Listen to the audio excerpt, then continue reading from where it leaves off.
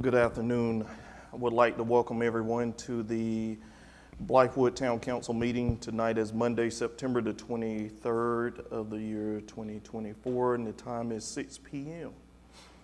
Ms. Durst, would you please call the roll? Councilwoman Page. Here. Councilman Brock. Here. Councilwoman Fripp. Present. Councilman McKenrick. Here. Mayor Griffin. Here. Thank you, ma'am. Was notification and posting of the meeting agenda posted according to state law? Yes, sir, it was. Thank you, ma'am. At this time, we would like to ask you all to join Councilwoman Fripp and us in the Pledge of Allegiance. And Councilwoman Fripp, would you please lead us in invocation? Mr. Mayor, Oh, sorry. would this be the time to add something? Yes, sir. If you want to go ahead, we can do that. Okay. Yes, sir. I would propose that we add an agenda item to item number 5. It would be item 5B, which would be a discussion item only, to executive session, an item concerning a personnel matter. All righty. And just for our parliamentarian, Mr. Balthazar, do we need a majority vote or a simple vote? I think because this is just a discussion item, we can fall back on our town ordinance, which basically just requires a majority vote. Okay. Thank you. I just wanted to cover that. Yes. All right. So there's an amendment to the executive session item to add under item A to add item B to discuss a personnel matter. Do we have a second or discussions on that? Well, I'll second it, and then we can go to discussion. All right, thank you. It's been properly seconded by Mayor Pro Tem Brock. Any discussion? Mr. Balthazar, would this not be appropriate to consider this receipt of legal advice subject to attorney-client privilege? So just for clarification of the motion. Maybe it would also, yes, Okay. just depending on the discussion, but it sounds like that may be part of it. Okay, so then it would be appropriate just for item B to read receipt of legal advice subject to attorney-client privilege regarding personnel. That would work. Okay, there we go. All right. Thank you, Ms. Durst. You got that? Okay, thank you, ma'am. All right, any other discussion? All right, hearing no discussion. Ms. Durst, roll call, please. Councilwoman Page. Yes. Councilman Brock. Yes. Councilwoman Fripp. Yes. Councilman McKenrick. Yes. Mayor Griffin. Yes. Thank you. Yes, it's have it. Thank you. All right, Councilwoman Fripp. All right, the Pledge of Allegiance and invocation.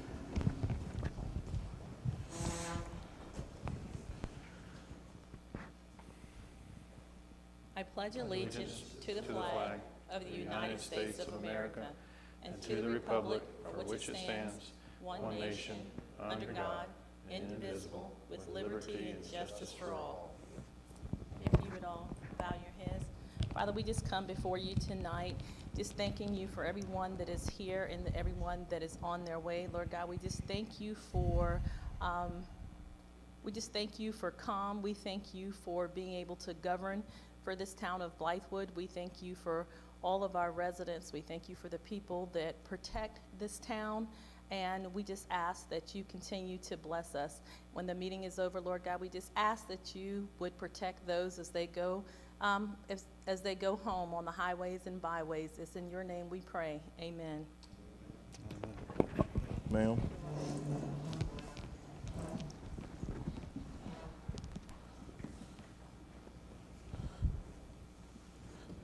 Changed up a few things on the agenda. So next on the agenda from our normal flow, is the approval of the minutes from the Town Council regular August meeting and the special call meeting from September the 12th, 2024. I'll be looking for a motion to approve those minutes as presented.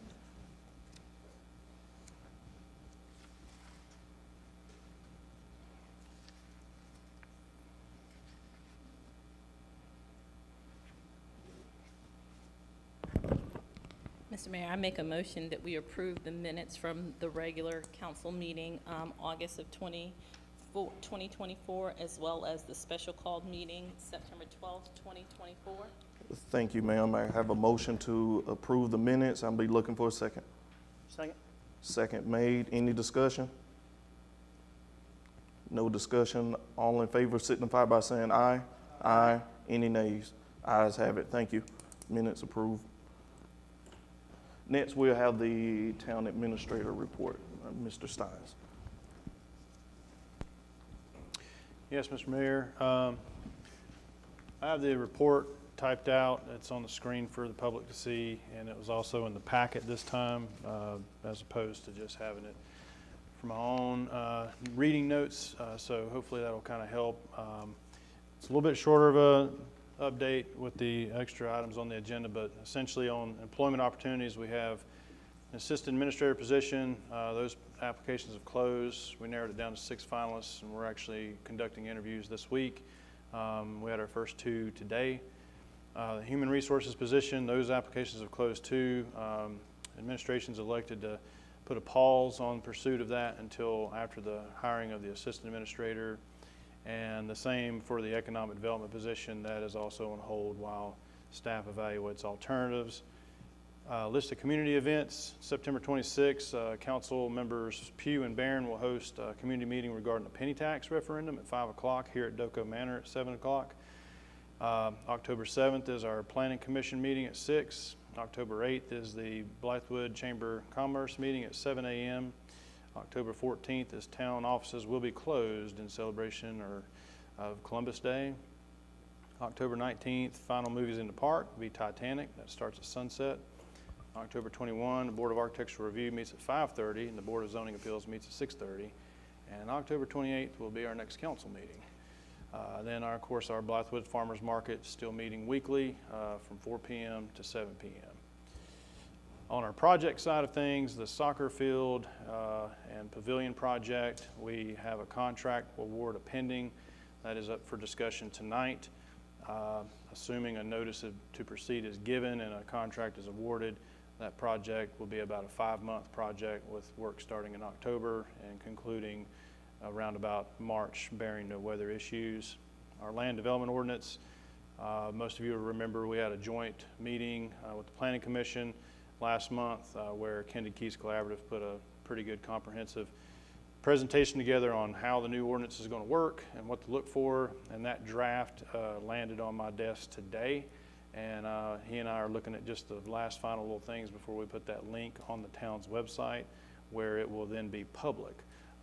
Once it is public, we anticipate about a 30-day review period for everybody to be able to look at it, and there'll be the instructions to make comment, and then we'll go from there. Town Hall update is First Class Construction began work on September 9th.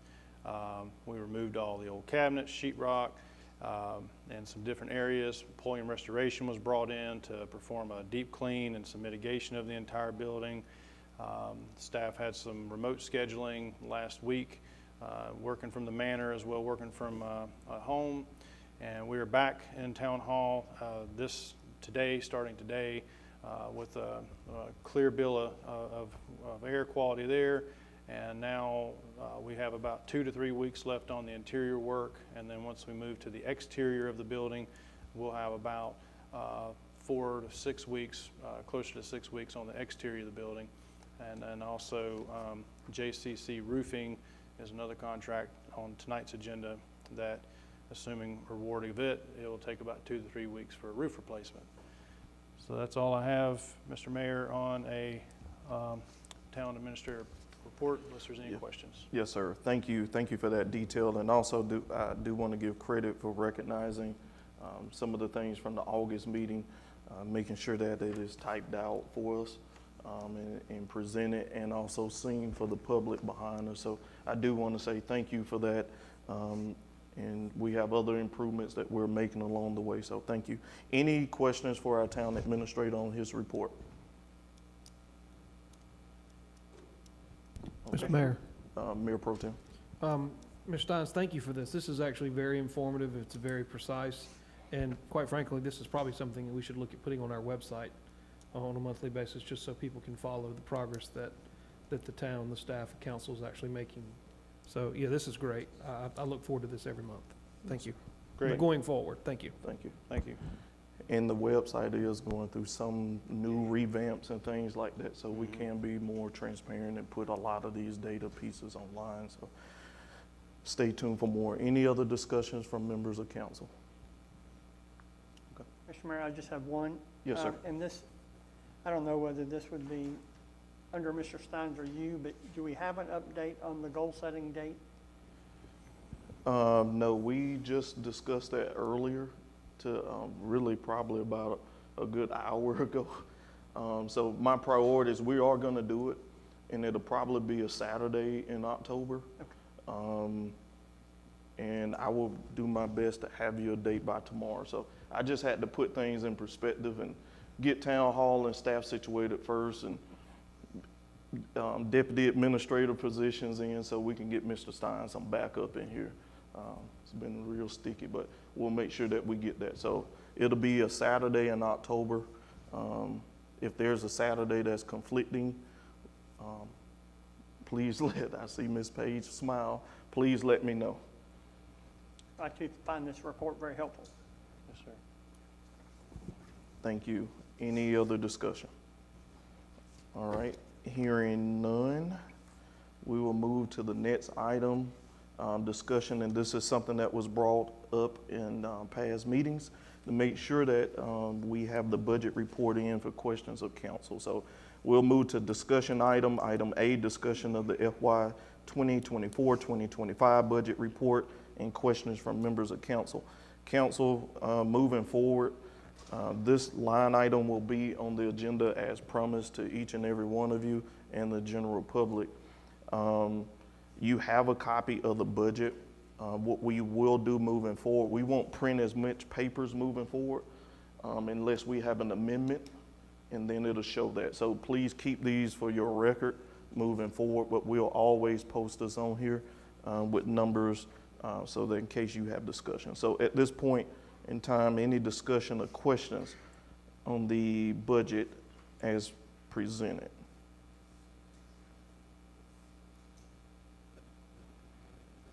Mr. Mayor, just a couple from me. Yes, sir. First of all, again, I appreciate this being put in our packet for numerous reasons, many of which you just spoke about. Being that we're, 2 months, end of August would have been 2 months into our fiscal year. And Mr. Steins can probably answer some of my questions pretty rapidly. Under income, the franchise fees, is that a lag from last year, or do we just collect most of the franchise fees up front? It comes a lot in front, and it is an influx. I have that noted as a, because we've got about 70% tracking already in our first quarter. Right. So we are seeing an uptick in a regular intake, but that could pan out over the rest of the year. Those are one of those numbers that's kind of hard to gauge because we have some that are continuous, but then we have new and renewals coming from franchise fees with data companies and things like that. So, I mean, yes, sir. income, it'd be nice to see that one go over. But Right. And if you want, I actually have up front, I have in the presentation here, I have just a couple of You highlights might answer my question. of tonight's report. Sorry, sir, go if ahead. I may. Yes, sir. So I just highlighted the revenue, and then I highlighted the expenses. Generally, in a budget, we look at, quarters, and in the first quarter, you generally look at about a 25%, whether it be revenue or whether it be expenditure, and then that kind of gives you a gauge. Our budget, admittingly, doesn't make all that as clear as it should be just because of the type of budget system we have. And what I kind of mean by that is we lump all of our revenue from our SAT and everything into one bucket, and also our capital is reflected in this too. So just keep that in mind as we kind of look at some of these numbers. But as of right now, on the revenue highlights, we have an uptick of our state and local accommodations taxes. We're tracking at 40% in our first quarter. Our local option sales tax is tracking higher at 29%. Again, the franchise fees so far are substantially higher. That could pan out, or we could see an overall plus at the end of the year. Revenue manner, just wanted to note we're tracking at 14% in the first quarter. And so overall revenue for first quarter is 9.15. And again, I got a note in there, but that does lump a lot of figures that kind of skews what that overall would actually look like. Because again, CIP is not revenue. On the expense side of things, the numbers that are tracking above would be our advertising marketing at 88%.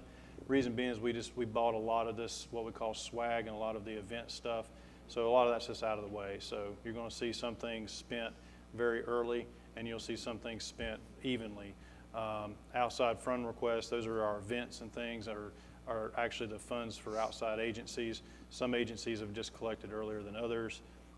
Website maintenance, same thing. We're undergoing a website update right now, so we're spending a little bit more in our first quarter. Property insurance, we're increasing our properties, so that's the reason for those. Maintenance and repair at Town Hall, we just had some extra HVAC work and Terminex. I did verify that we do have a Terminex bond, by the way. And then park maintenance, 47%. We've just been doing a lot more tree work and maintenance and landscaping in our first quarters. Debt service payment, that's really large because of the payoff of the McLean property, so that's going to look inflated. And then lastly is the Manor CIP. They're just executing a lot of their capital improvement in the early phase of the budget year. So those are the overall highlights that I had of the budget, if there's any questions. All right.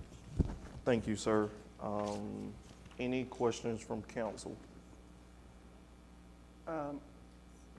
Mr. Steins, under inspection and code enforcement, no, I think this would be under Public Works. Yeah, Public Works. The health insurance, is that a quarterly payment to health insurance, or is that just because of new employees? I don't know the answer to that. Okay. I don't want to give you a wrong answer. I mean, can that's check one and of tell that's you. one of those should be an even spend Uh-huh. category. And then the other for me was, you hit most of mine, under manor operations, salary and wages are at 23.52%. And I don't know what lumps into that. Is that hourly as well? Yes. Okay, that answers that question. Thank you, Mr. Mayor. Yes, sir. Thank you. Any other questions for Administrator Steins? All righty. Hearing none, we'll move to the next item on the agenda. This is one of those new things too on the agenda, board and committee updates. If you don't have an update, don't feel like you have to give an update, but moving forward, we want to make sure that we provide some updates on the boards and commissions that we all sit on and represent. First on here is Doco Meadows Park Foundation, Councilwoman Page. You have any updates from the foundation? I do. And just to clarify, will this be something that's asked of me on a quarterly basis or a monthly? Would I'm you not like? sure how you all are meeting. We meet monthly. Okay, so if I'm going to move forward with putting this on the agendas on monthly so that we can keep up with things. Okay. Mine's is monthly with the card, but they canceled this month, so. Yeah, I think. But if they yeah. cancel it, you know, that's out of your control. Yeah, I mean, we would just report that, right? Yes, ma'am. Yeah. All And Floor is yours. I will say, Daniel, thank you for giving us the highlights and any changes there with regards to the budgeting and accrual and actual, excuse me. And with regards to the Doco Meadows Park Foundation, things are gearing up for building out visibility with regards to the public and those that we want to engage with and create partnerships with. We are starting to formulate our strategies as well as, and I'm very appreciative that Ms. Fripp, Councilwoman Fripp, has joined us at our meetings and has been very valuable with regards to her knowledge and previous experiences. So more to come, but we're starting to, you know, pick up steam. So. All right, thank you, ma'am. Oh, and Ms. Fripp, would you, if you wanted to add anything? No, fine. Okay. All righty. Thank you, ma'am. And as I just stated, from the Central Midlands Council of Government, that meeting was canceled for this month. I'll be sure to let you guys know in the next month any changes on the Midlands Council of Governments. Richland County Transportation Penny Advisory Committee, TPAC, Councilman McKendrick. The Brock. number of pages here does not correspond with how long I'm going to talk. Oh, I appreciate you. Yeah, so, is that it? Yes, that's it. Thank you, sir. This first one is, and you'll get this monthly. This first one is just the TPAC report as it relates to projects that affect Blythewood. The TPAC docket is very lengthy and covers a lot, including all the comment information and other projects going on in Richland County. These are the ones that affect us, so I will give this to council on a monthly basis just so you can see where these projects are trending. If you'll look at that larger stapled group, I want to direct you, the page numbers will be off a little bit, but I think everybody can follow. This is the ordinance that's gone before Richland County, which will be discussed when Derek Pugh and Gretchen Barrett come here to the manor on the 26th. And I would encourage certainly the public, anybody joining us by YouTube that live in Blythewood and want to get some more information on the penny, which is being referred to heading into this referendum as the new penny. Please come out and take part in these discussions. It's going to have a tremendous impact on Blythewood, either what is included or what isn't included. So, Mr. Mayor, with that, let me direct you to page 3. And all this is good reading. Please read through it. But I want to direct you to page 3 on the definitions that they use, and they're highlighted in your packets.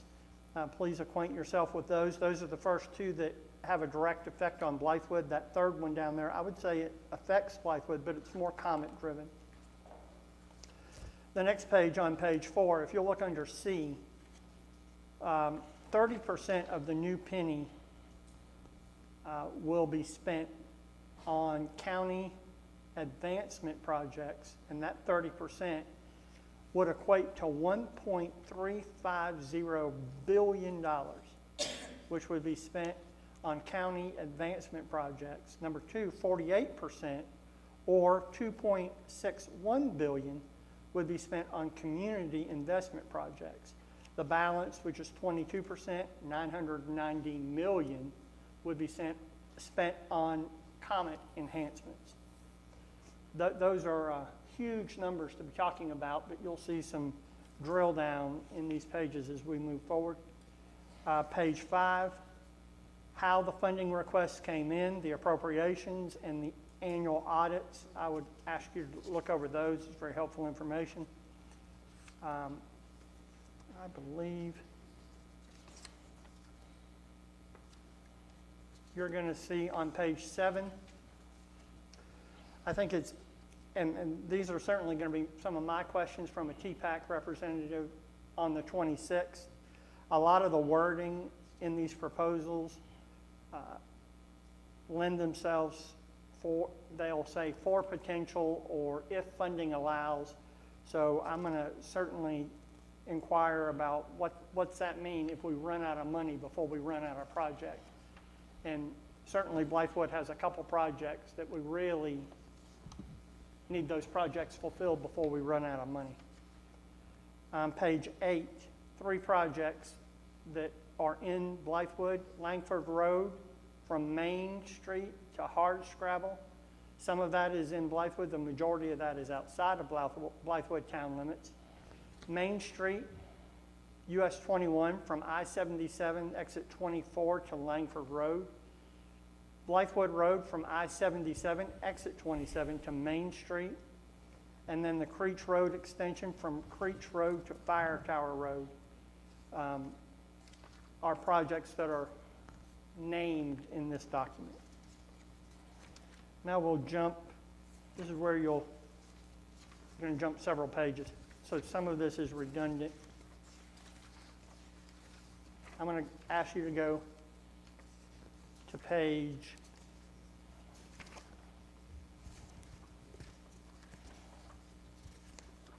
2. You'll see it. Up at the top, it's addressing transportation needs, how they got to what they're addressing.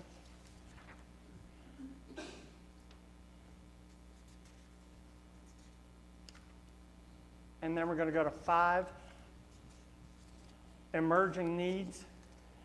And this specifically talks about TPAC and TPAC's involvement in this project. And then page 6 would be new penny role for TPAC. That's new because of the new penny. TPAC's going to have an expanded role for the new penny. That lays out what that is. Now, 7A, this is kind of where the rubber meets the road. There is a list of 60 projects. Make sure my number's right. I'm sorry, 61 projects on this list for the new penny. 2 of those projects would be Langford Road, Wilson Boulevard, and Blythewood Road. Everybody in this room is very familiar about the intersection we're talking about. That is under the intersection. There are only 61 defined intersection projects. That is one. The potential cost of that is $7.2 million and falls in Derek Pugh's district, District 2. The second one, which you'll see right under that, Reimer Pond Road at Wilson Road, $5.5 million, also falls in District 2, Derek Pugh. Interesting, out of 61 projects, Langford Road, Wilson Boulevard, and Blythewood Road project is the single most expensive project in all of the new penny. Out of 61 projects, that is the single most expensive project. All of Richland County. Look, it's important we let that sink in for a minute. What is the second most expensive project out of 61 projects? Reimer Pond and Wilson Boulevard.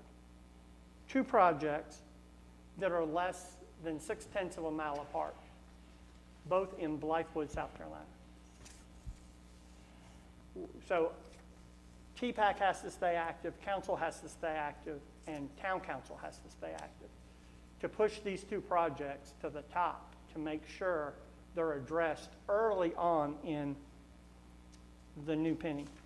And then the last thing I will point out is the new penny would start in December of 2024 and would go 25 years. So prioritizing these projects is crucial to Blythewood and Richland County.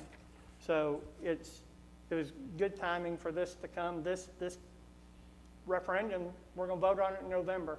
So please, if you're certainly here tonight, good crowd here tonight, please come on September 26th. Those joining by YouTube, please be aware of that meeting with Derek Pugh and Gretchen Barrett so we can discuss how to keep this moving in a positive direction for Blythewood.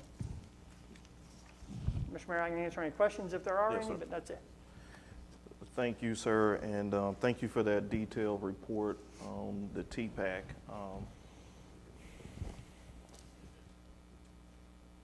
It is very important. I mean, we all are impacted by these projects, and we have to stay in the folks' faces that we are in the faces. So if you all out there are making phone calls and sending emails, and we making phone calls and sending emails and going to meet and talk about the same thing, they know it's important, not just to us up here, but it's important to you all out there. So come out to these meetings, let your voices be heard, ask the questions, and let's get these roads funded.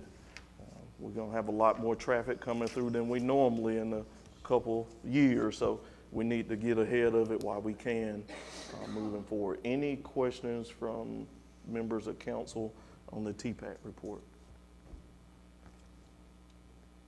So the cost of it certainly doesn't make it a priority. I would say that's going to be possibly a hurdle, a hamstring, if you're going to push for your most expensive project to be done first. Rarely is that done. So we're just going to have to continue to push it. There's also a footnote on there that I highlighted for council to read. And that footnote is all of these numbers are at current Yeah, so it's going up. numbers. It could change with, So in 25 years, if that gets pushed 10 years, the number could easily double. So those footnotes are important to let sink in as well. Any other questions for Councilmember Kendrick?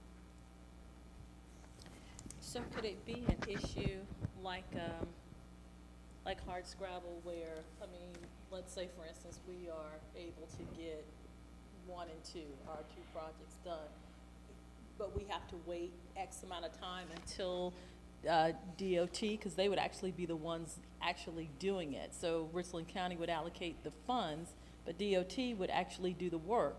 So are they kind of working together? Like, I'm just trying to understand how, if DOT understands the complexity of all of these projects and, you know, what kind of time frame would we be looking at? Because it's one thing to have the money, but when would they start the project if it's awarded? You know, because we are going to have Scout and more housing and things like that. So does that come into play? Well, I don't know that it does on DOT's side. It certainly does on the penny side. I mean, they're constantly looking at the amount of money that is left versus the amount of project that is left. Where it wouldn't necessarily ring true for DOT. DOT is only doing what Richland County releases to them. And hardscrabble is a prime example, and will probably be discussed as it was at our last public meeting ad nauseum, how long it has taken the hardscrabble project and what has happened to costs as a result of the length of time hardscrabble. The overrun there is staggering. So at the top of the list, if you have staggering overrun, guess what happens at the bottom of the list? You just simply fall off the bottom of the list. You know, there's only, my grandfather used to say, there's only so much peanut butter in the jar. And once it's gone, it's gone. So the bottom of the list, you just start losing projects. That's why and the mayor has talked, Councilman Brock has talked before about this isn't necessarily, the penny is not necessarily the end-all be-all answer to what you see on lists. It's got to be a multi-pronged approach. I think Blythewood Town Council, and to some degree, I think County Council understands that when you look at the penny to solve all of our road problems, there's not enough pennies. I don't care how you cut it. Look at, and the public doesn't have this. I can certainly ask that be put on the website for the public to see. But that's a lot of pennies over a 25-year period. And we're going to run out of pennies before we run out of road issues. So, yeah. I hope that answers your question. It's not DOT. DOT is only going to do what the penny says, okay, go do. So then, and I think I'm jumping the gun, but you're right, there's only so many pennies, so that would mean that the town could possibly have to consider other means, I think we definitely will, or i.e. should. taxes, possibly millage, to pay for it. I just wanted to put that out there, that could possibly be a consideration for us to be able to afford to do this. And the only other thing, Mr. Mayor,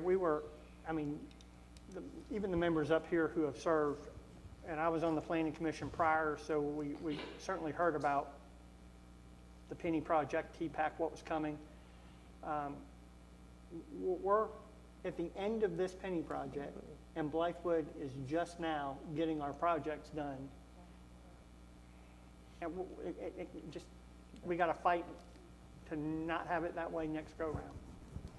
It'd be crippling. Thank you, sir. Yes, sir. Thank you. Any other questions from members of council? All right. Hearing none. Thank you, sir. All right, we'll move to the action items tonight. Citizen testimony regarding action items on items as presented. I don't have anyone signed up, but what I will always do is keep that open as we go through these action items. If you have any comments or concerns, please just let me know, raise your hand, and I'll make sure I address you to the podium. First tonight is the first reading for ordinance 2024.006, discussion and approval of an ordinance to amend the official zoning map and zoning district classification for tax parcel TMS R12500-03-01 from light industrial LI2 to light industrial research park LIRP. Mr. Steins. Yes, Mr. Mayor. I have a map up for the public to orient with what we're talking about. So this project is an application from Richley County, and that was to amend tax map number R12500-0301, and they want to rezone approximately 5.6 acre portion of the overall 1,629 acre parcel where Scout Motors is currently located. And the use for that would be for a technical trades training center. The current zoning is light industrial 2 district. Light industrial 2 does not allow the use of a technical training or any kind of educational facility. The request is to change that zone district to light industrial research park, which does allow educational, technical, vocational types of school in that zone district. The property is a one single track, 1,629 acre parcel. Staff will subsequently approve a subdivision of the 5.6 acres from that parcel after rezoning is approved. The remainder of the tract will remain in Richland County's name. The subdivided tract will be owned by Midlands Technical College. So that parcel will actually be a public-owned piece, and that will be a public institution for them to have training of their employees as well as other employees across the state. My understanding is this will be one of 3 or 4 of these facilities that are used to train for these new automotive manufacturing facilities that are being built. One example would be the BMW plant has a facility similar to this one. The Blythewood Planning Commission heard this rezone request on September 3rd. The board provided a unanimous vote to approve the rezone request. The references are the Blythewood Code of Ordinances, section 155.225 and 155.260 as it pertains to the zone districts. The 2020-2030 comprehensive plan, comprehensive goals section, page 12, that notes that for vitality and improvement to the common good of the town, for educational, for training, those types of things. And then, of course, the September 3 Planning Commission meeting minutes. This is first reading. The public hearing will be next month. I'll entertain any questions if there is any. The map on the screen basically shows what it would look like with the easement. So the entrance, the primary employee entrance to Scout Motors coming off of Community Road would be also be a publicly owned road and not be part of Scout Motors' private road, and that would be deeded to the town and maintained by the county, same as our other roads. And again, the lot would be a public owned facility by Midlands Tech. Okay. Thank you, sir. And before I check with citizens for comments, any discussion or questions from council? Mr. Mayor or Daniel, either one, is that the piece of property that had the notice out in front of it? So that is Blythewood Road? Well, where is the orientation on the 1629? Okay, so this is an excerpt from the overall site. So this here, where my cursor is, that is Community Road currently. Okay. and then Blythewood Road would be up here. Gotcha. Yes, sir. So that's off community. Yeah, it'd be as soon as you turn and come down Community on the right-hand side, as you see almost where they're going in and out now, that will eventually become their permanent entrance. Yes, sir. Thank you. So I know this came up several conversations from me talking with state legislators about educational opportunities and things like that for the students around here to be able to use and go in and out of, as well as adults, training for their whether first or second or third career choice. So this has been one of those discussion topics that now we do have that with Scout in the county, that opportunity for those educational programs, not just for Scout, but for other opportunities as well in that industry lineup. Any questions or concerns from council? Okay. Hearing none. Any citizen regarding this event? This If they share a common entrance is the only question I have. Yes, sir. All right. Any other questions from citizens? And if you got them, I'll ask everyone to go to the podium. Yes, sir.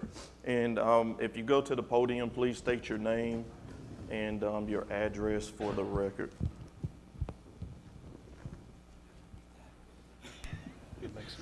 All right. Good evening. Thank you for letting me ask this question.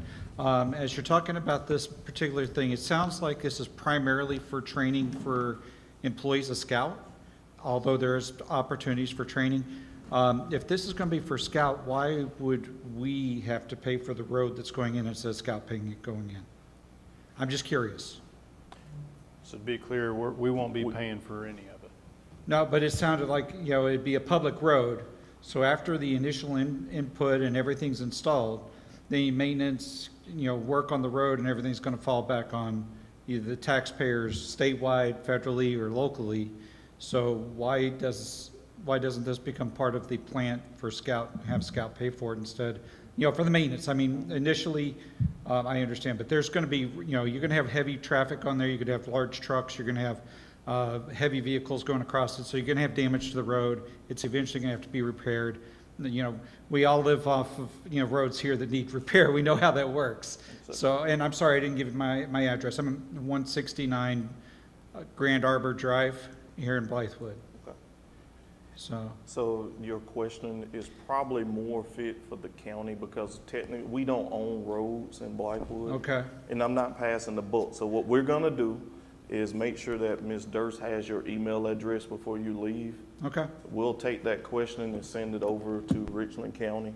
Okay. And put you in that email so that you could get you an answer on that. okay. And then later, if I'll talk to y'all before we leave. I have some questions about the TPEC that you were going over. Okay. So thank you. Yes, sir. And we have open citizens comment at the end, just flatten. Yes, sir.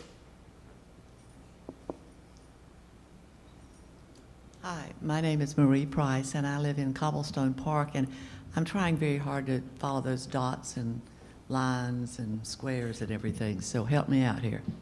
Blythewood Road, take your little pointy thing up there, and where's Blythewood Road again? Mr. Steins, can you pull up Google Maps on there or Google Earth? Yeah, let me, We'll pull the Google Earth so you can see in relations to the front gate of Cobblestone. Okay. There you go. okay, so. Is that better? Okay. The yellow line coming Give me down, just with a it. second. Okay, that's Blythewood Road? Take me yeah, to so- Blythewood so Road. right here is Blythewood Road. Okay, all right. So, and here is Community Road. Okay, we're not I don't know what you call it, the tail end of this is really stops at Blythewood Road. It does not go across Blythewood Road. That's correct? Correct. It is Okay. off of Community Road. So if I go back to this, Mhm. up here is a really hard to see site. But Mhm. basically, if I was to take this map, the entrance is about right here, and it's about, Okay. Okay, that's fine. I was just thinking that, trying to read that it was going across Blythewood Road, but it's not. It stops at Blythewood Road and the entrance is off Community Road. Thank you, that's Yes. all I need to know. Okay. Thank you. Thank you, ma'am. All righty. I'll close that portion of citizen testimony on the ordinance 2024.006. Reopen this up for any discussion before I look for a motion. Hearing none, I'll be looking for a motion to approve as presented.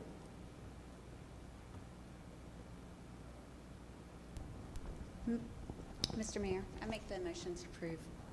All right, thank you. Motion to approve made by Councilwoman Page. Looking for a second. Second. Second made by Mayor Pro Tem Brock. Any discussion? Hearing none, Ms. Durst, roll call, please. Councilwoman Page?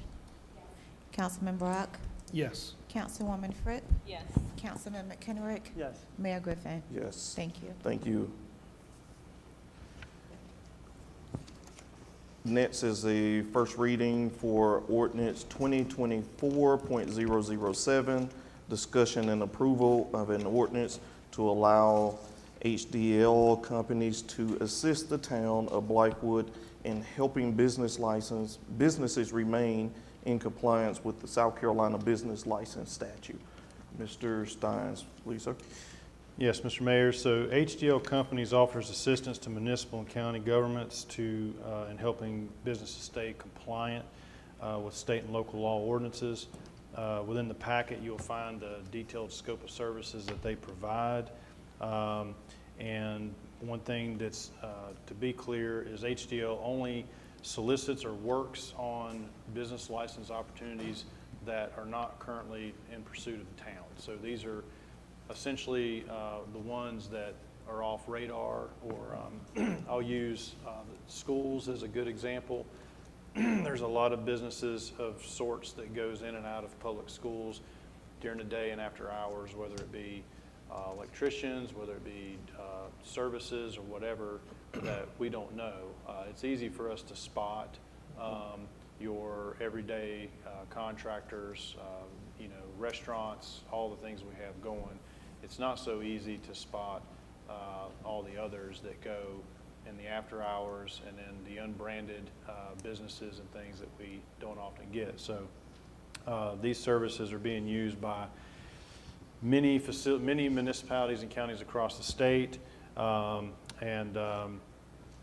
this would essentially help our business licensing program stay compliant and ensure we're getting all business revenues in that aspect, and helping them stay compliant with state law, and helping us maintain the fees and the records of proper businessing. So that is basically it, Mr. Mayor. Yes, sir. Thank you. So let me ask a question real quick. Would this company catch Airbnbs? Right. Okay. So it gets that detailed. Right. Okay. Yeah. All right. Any discussion from council? The cost of this. So there's no cost. It's more or less a partnership. So their fees come from the fees they collect. So they only get a percentage, which is 50% of the ones that they collect. So the percentage is heavy, yes, but we're keeping in mind that it's fees that we're not even collecting or cognizant of at the current time. So it's a 50% is better, no percent kind of thing. And that is only for the first 2 years, and then the third year we get 100%. So it's only on new collections each term they do. And essentially they let us know, Sharon does the collections. If it's on their roster of ones that they actively pursued, we essentially just write them a check for 50% of the cost once that's done. So there's no ongoing or annual costs or monthly costs or anything like that. They only get paid if we get paid. Thank you, ma'am. Any other questions, discussion? Councilwoman Page. I do.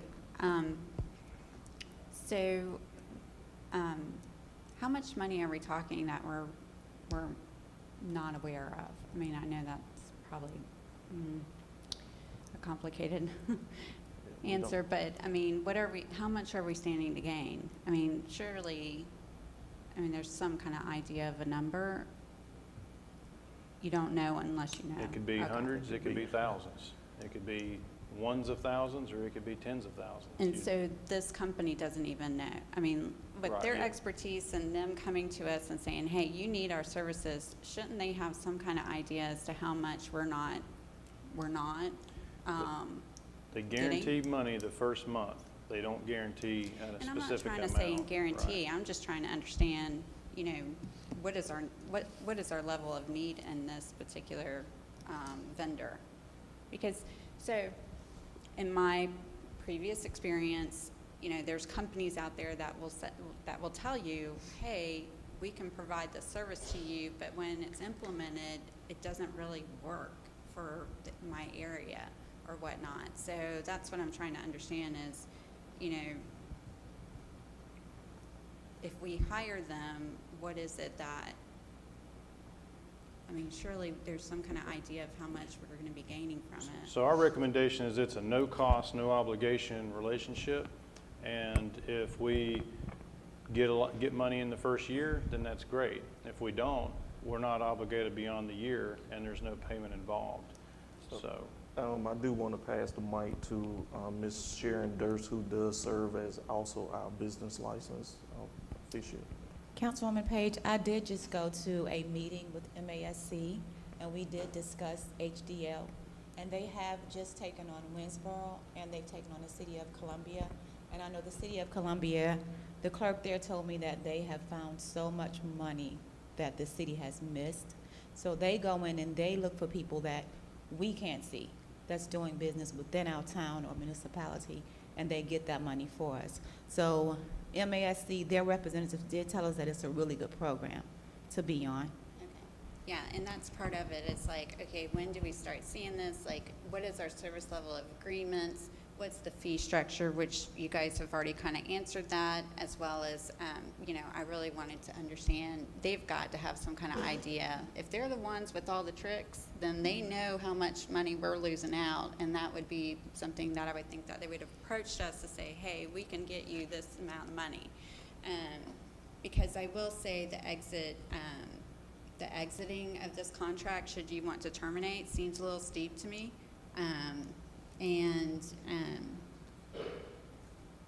I just wanted to make sure that there was references, you know, made, because we've all dealt with, you know, vendors that, you know, do some promising, and so I just wanted to ask those details.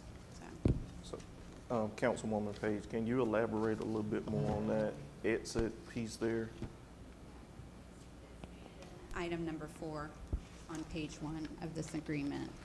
So.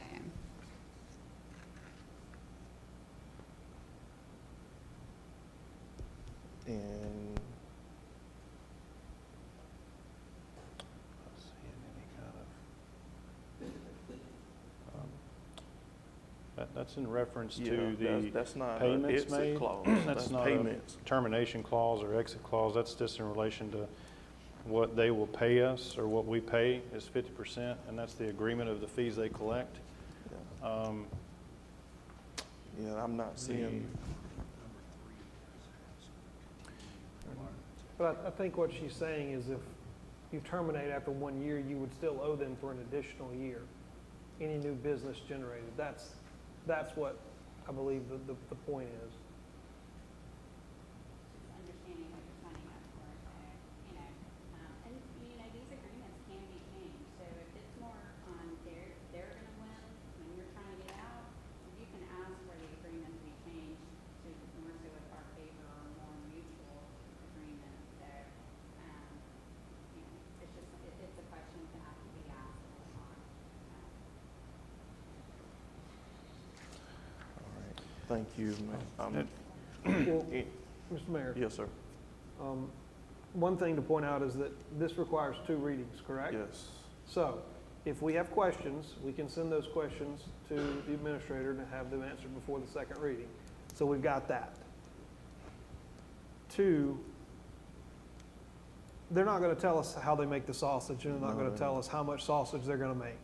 Clearly, common sense would kick in where you would think that they've done this enough times that they probably realize that it's worth their while to come into municipalities such as ours, City of Columbia. You mentioned Town of Winsboro, I believe. Some probably yield bigger pots than others. I would imagine the city of Columbia yields a much bigger net for them than town of Blythewood or town of Winsboro would. But when they combine it all, it probably makes sense. They probably have an idea. I don't think they'll tell us. We can ask them. I don't think they'll say, oh yeah, we anticipate, because then it puts it on our radar as to how much money we're potentially losing. Then But if we don't have the means in order to identify it or go after it, therefore, that's where their services and their expertise come into play. So to me, it's a selling point for you to tell me, how much am I actually missing? Give me a slice of the pie in the sense of understanding what I'm potentially able to gain from entering into a contract with people. Microphone. Granted, there's no fees associated with it, but, yeah, there. well, Yeah, Councilwoman Page, I don't know if that's a fair question that we can ask or that they'll even answer, because that'd be like, in my opinion, asking Ms. Durst, well, how much money are we missing out? She doesn't know what she doesn't know, just like we kind of don't know. These are all fees that have just kind of skirted under the radar for who knows how long. Right. It doesn't seem like there's a lot of downside. no. Is this the only company that does this? I mean, is there no companies located in South Carolina versus somebody from California? Well, my understanding is he is based in South Carolina. It's more like a franchise, HDL companies. Oh, okay. So they're across the country. And the list is about 40 municipalities and counties in South Carolina that's currently using them. There's an actual pretty comprehensive list of from Sumter to all the above. So that was why, and when we checked with the other municipal organizations, they vowed, as Ms. Durst is saying, that they found that they were missing out on a lot of money. And then the often reference is that it's a no-lose situation in the sense that we don't know what we're missing now. So if we find out we missed $2,000 next month, that's better than knowing that we lost out on $0. And then there's a lot of reason to believe that, as Ms. Durst is saying, there's a lot more money out there than what you would expect. Because keeping in mind, keeping in compliance with state law and the business licensing collections, you can go back 3 years. So when they find somebody, they don't just go this year. They can go back as long as 3 years. So there could be some decent dollars out there to be found. Mr. Mayor, if I may. Yes, sir. So, and they have a great website, by the way. I mean, I looked at the contract, but I also was on their website and looked around. It's based out of California. And I know, I gathered it was that franchise type business. But, Mr. Steins, is this, I'm not asking you to tell me how they do their business, but would this be a case of a contractor working in Blythewood and just not having a business license and then being able to identify them? And you can do that via several ways. Permits are one. But I would assume we have somewhat of a safety net here in Blythewood. If we're issuing a business license or a permit, a building permit to somebody, we're assuring they have a business license. Is that correct?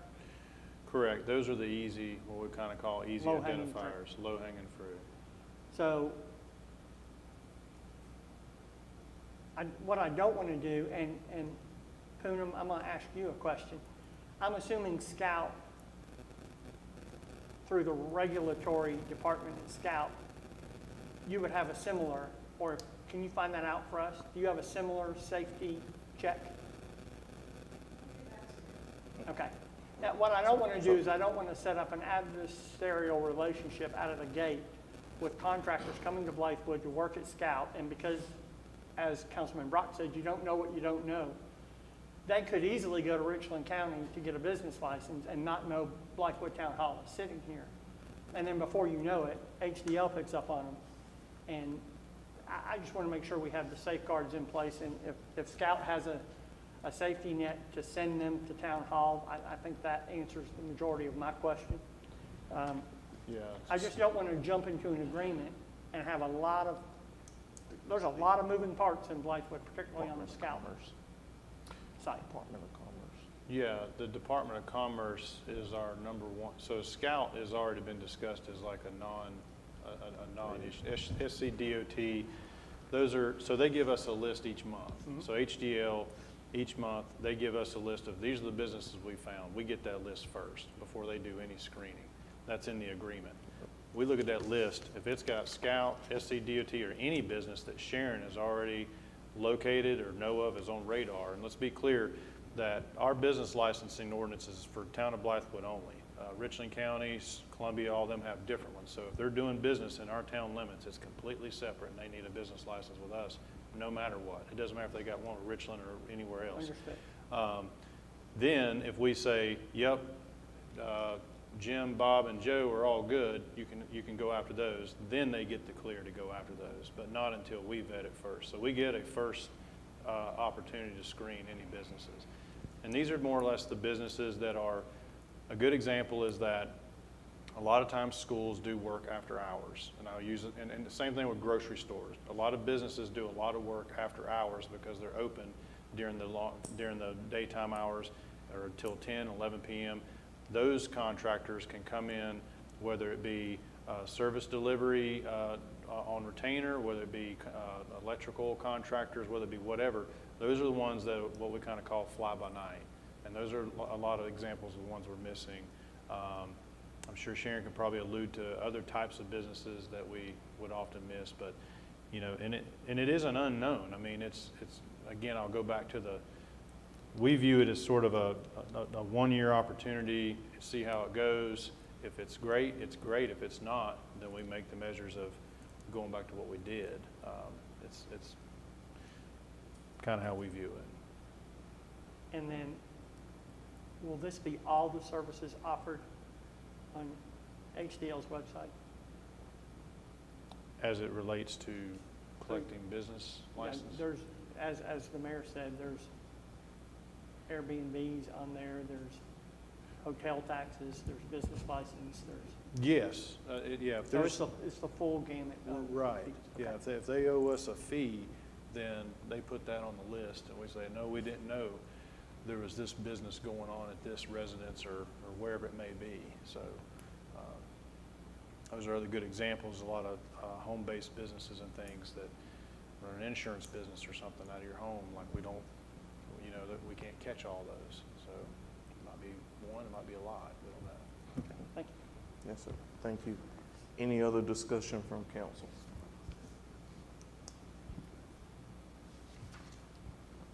All right, hearing none, I'll be looking for a motion to approve the first reading of ordinance 2024.007 as presented.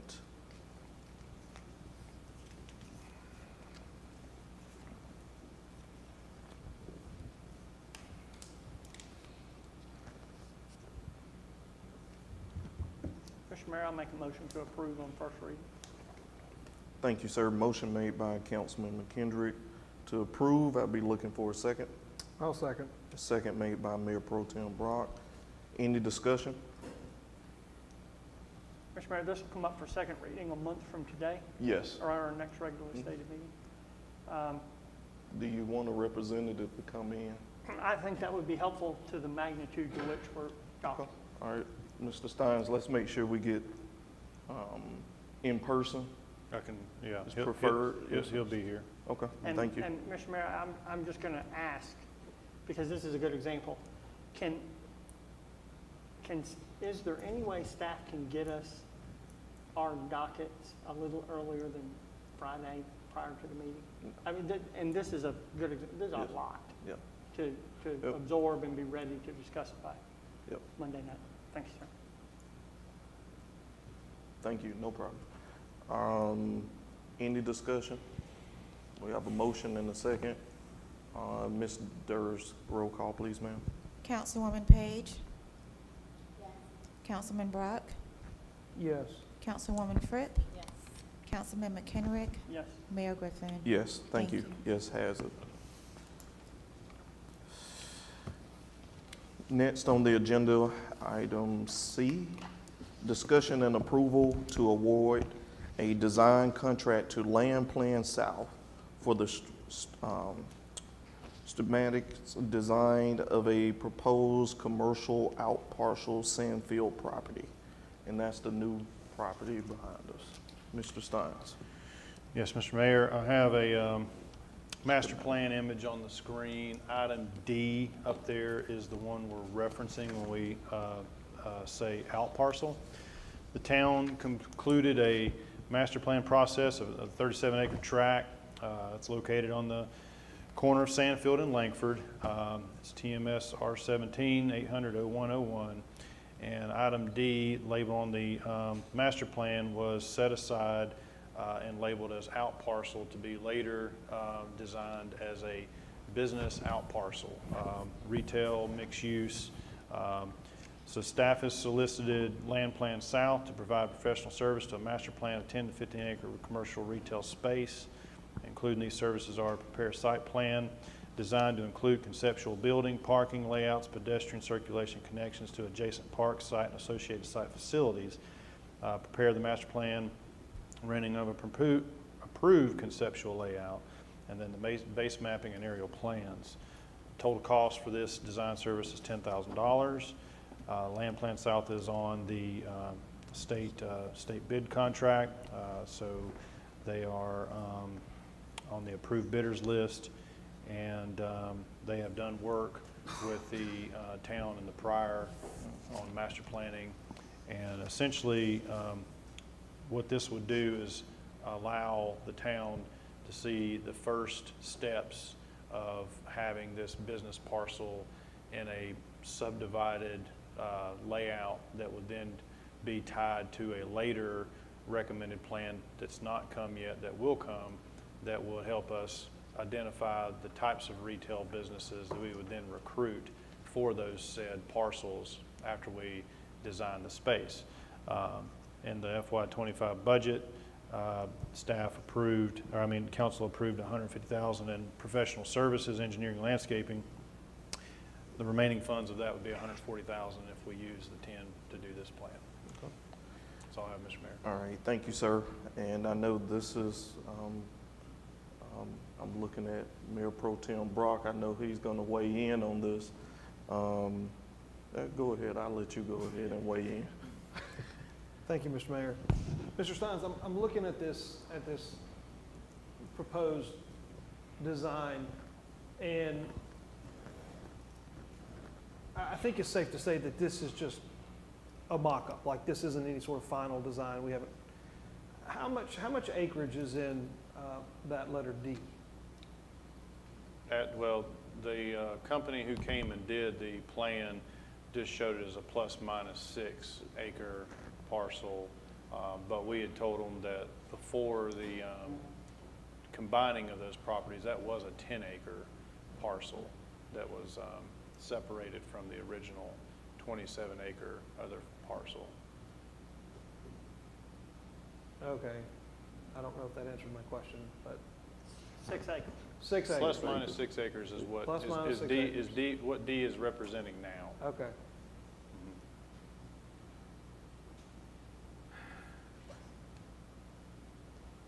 I mean, at the end of the day, we got to grow. We got to get bigger. This is probably and thanks to the McLeans, they're sitting in the back. Thank you for selling this parcel to the town, or these parcels to the town.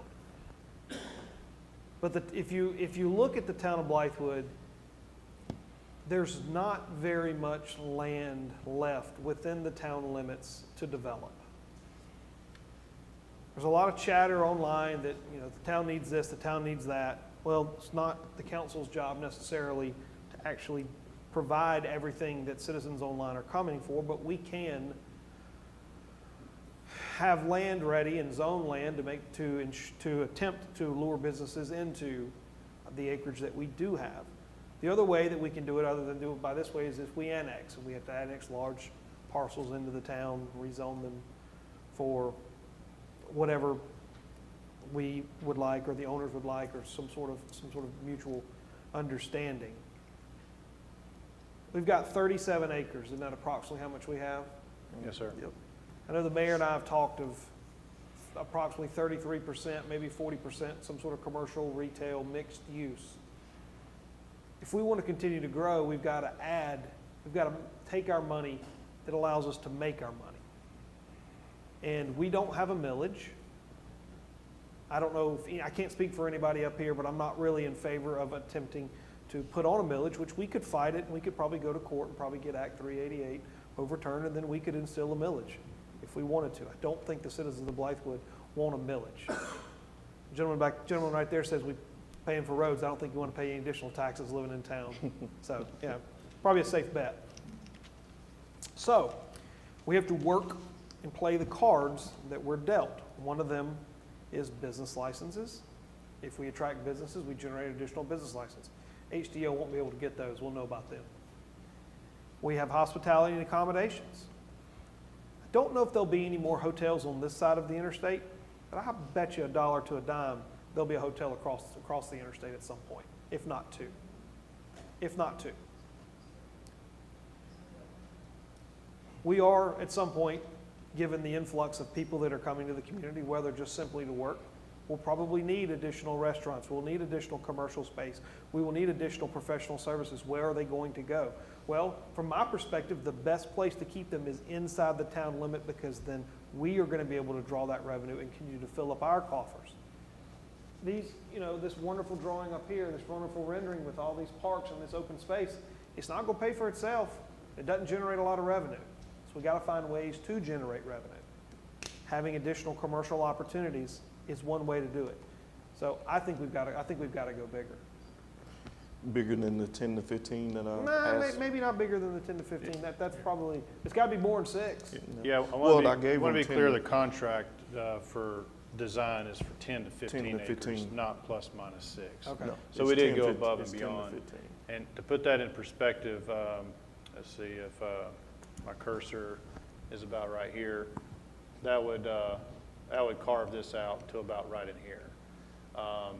The other thing I want to kind of point out is that a lot of the vision that I would advocate with this, since it is adjoined to a park, is that for those at home who might be thinking we're just losing all of this parkland, we can design this, let's unofficially call it the Blythewood Village retail space, to be so integrated that it gets lost in the park, where there's not a hard transition. So you attract a unique set of businesses, and then everything's incorporated. Downtown Aiken actually does a very good job of that. Right. Where you've got retail, you've got commercial, but it's extremely walkable.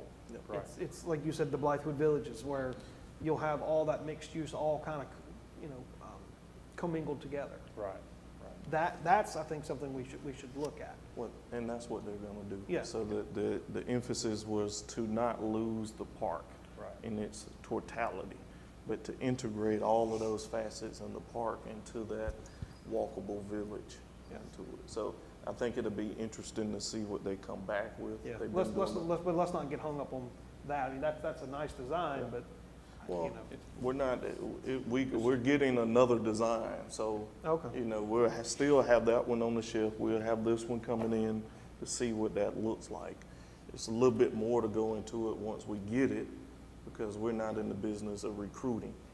But just as you stated earlier, another group of individuals that's left out in the community are your entrepreneurs in the community that are constantly looking for space to stay here, that want to be part of Blythewood. So I do believe that there's a lot that will come with that space. It definitely would fill up. It wouldn't stay vacant. I agree with that. The only other problem with that is, and this goes back to the road issues, okay?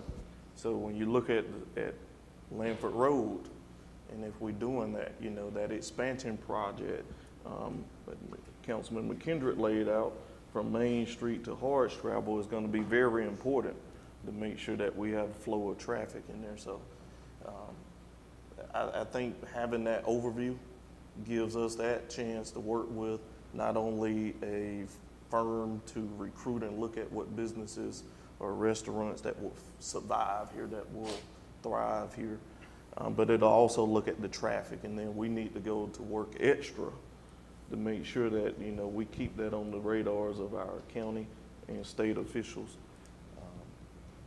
There's a lot of eyes on us right now with the Scout project that we we should be getting a lot of the attention to the roads and getting the monies that we need to get it done. So we got to do our part as we grow and provide these things for the residents. We want to make sure that you can get to the store and home in under, because you don't live but no further than maybe 5 minutes in good traffic. But we want to make sure that folks can get there and back. So with this here, if there's no other discussion, this is just simply for them to look at that, draw out that vision to keep the park there, but do an overlay for that walkable Blythewood Village type of concept there. Nothing set in stone. It just gives us another look at what's there. Mr. Mayor, did Land South do this plan? No, that was, It was not Cox and Deacons, but Wooden Partners. Wooden, yeah. But Land Plan South did the original DOCO Yes. master plan. Yep. And in fact, Land Plan South did a conceptual town village out on Blythewood and Wilson some years ago that apparently just sat on a shelf. So they've got some history there too.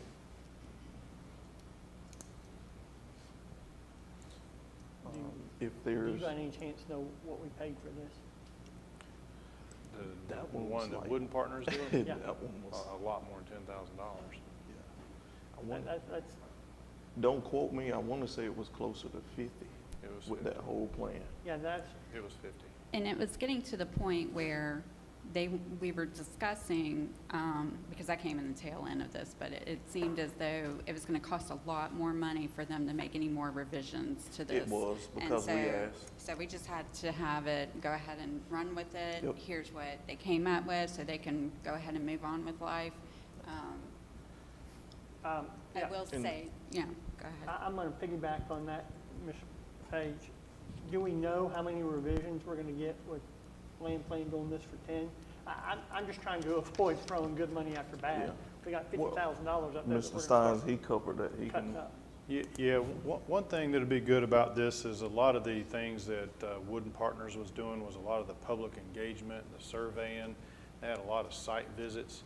That stuff's what really eats up those principals, $200, $300 an hour rates, and that's what we were getting chewed up on.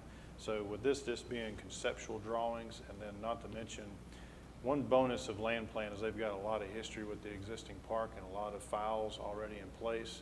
So they're not going to have to do a lot of duplicative work, and they're not going to be doing a lot of the other stuff that takes the time. So we'll get a lot more bang for our buck as far as schematical review and revisions and that kind of thing. So that'll work more to our favor. And I'm not trying to put the cart before the horse or vice versa. But are we engaging the Park Foundation? I know this park, they were involved on the front end in Yeah, the Park Foundation was extensively and almost solely involved on the master planning of this.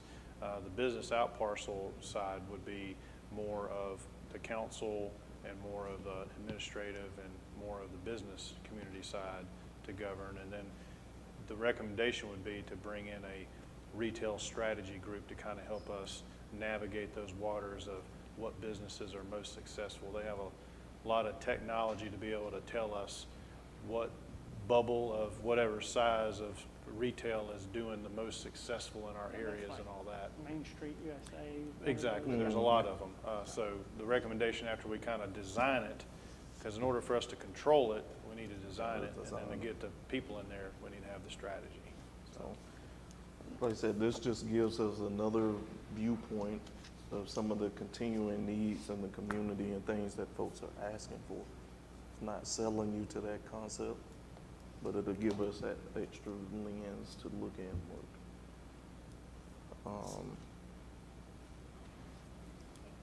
Yes, ma'am, Ms. Page. I have a comment. So, you know, seeing how much the additional 5 acres could eat up of the green space. Green space is, you know, a shortage, definitely in our area. We've talked about it to nauseam. This was gonna be like celebrated. It still can be. It's green space where you've got people today walking in the parking lot here. We got kids that do need place to be able to play ball, and have those team sports. So, you know, how it gets redesigned, you know, I'm interested to see. I would hate to give up that type of green space for a chain box, retail store. And we can make, everybody's right, we can make this as we go, but not looking for another chain to be right here, you know. So. Thank you, ma'am. We're not at that point yet to discuss chain stores and things like that, but I do want to just put this emphasis out there that the conversation was keep it as much green as possible. There's a lot of examples of these walkable shopping villages. I mean, we all folks in here, we travel, we see different concepts of things. One thing I'm amazed at, and I was somewhere earlier last week, was the Connex boxes. A whole shopping strip of Connex boxes, and I mean, it flowed together. Very unique look, but you know, those are just out of the box thinking, concepts that are out there in the world. But somebody designed that to fit that area is what I'm getting at. And what we can do, we can design something that fits our area, that offers those same amenities to people, but it is surrounded by green space. So we can still come in and do these things. And that's what was articulated to the vendor, keep as much green as possible. So, all right, any other discussion? Mr. Mayor, I just want to be clear that we're not redoing this master plan. No. All the walking trails and the pond and the splash pad, there might be some manipulation in that 3/4 mark there to make it blend a little better, but we're not advocating that we redo what we've done. It's just the overlay. Just grow that out parcel a little bit more. Well, we're going to potentially double it. Potentially, just depending on, and they can give us what that looks like. We could do 6, 10, and 15 or something as some concepts to see what appetite we have for how much change we want. And then they could show us how much retail square footage we could fit in 6, 10, and 15, and then. Yeah, Mr. Mayor, I'm not trying to slow this process down, but I really don't want the public to get the feeling of a bait and switch here. A lot of time, a lot of money, but a lot of time and effort went into the plan you have up there. And to say we're going to grow, to Brock's point, the money-making portion of that project from 6 to 10 to 12 to 15, it just, it just has a yucky feel to it, to how we got here. I just want to make sure everybody's aware. I don't know, this gives me pause. Of what we told the public we were buying. Okay. And what we're going to do with it. And the study groups that included the foundation, included Eric, included a lot of people, and $50,000 to get to this, to then take that retail, and now we're going to double it. We're going to, which may be the move, but I don't think we've done enough due diligence with the public, and I think the backlash is going to be far greater than we think, and I'm good with 6 acres. That's what we said in the beginning. So I just want to make sure we're dotting all the i's and crossing all the t's. Thank you, sir. Thank you, no problem.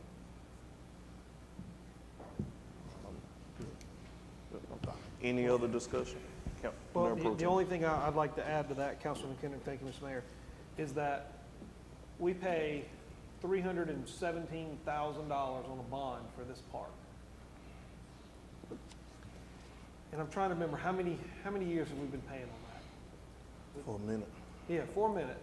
That's a good estimate. It's been a long time. And we got 5 years. I think we got more now. I think it's 2032. 2032 is the Yeah, payoff. so we got about 8 years left, all right? My math's not great, but that's 2.4 million we still owe, give or take. And that's in what? When was the park built? That was under Bailey, right? Yeah, it was Bailey started. So that's at that least, process.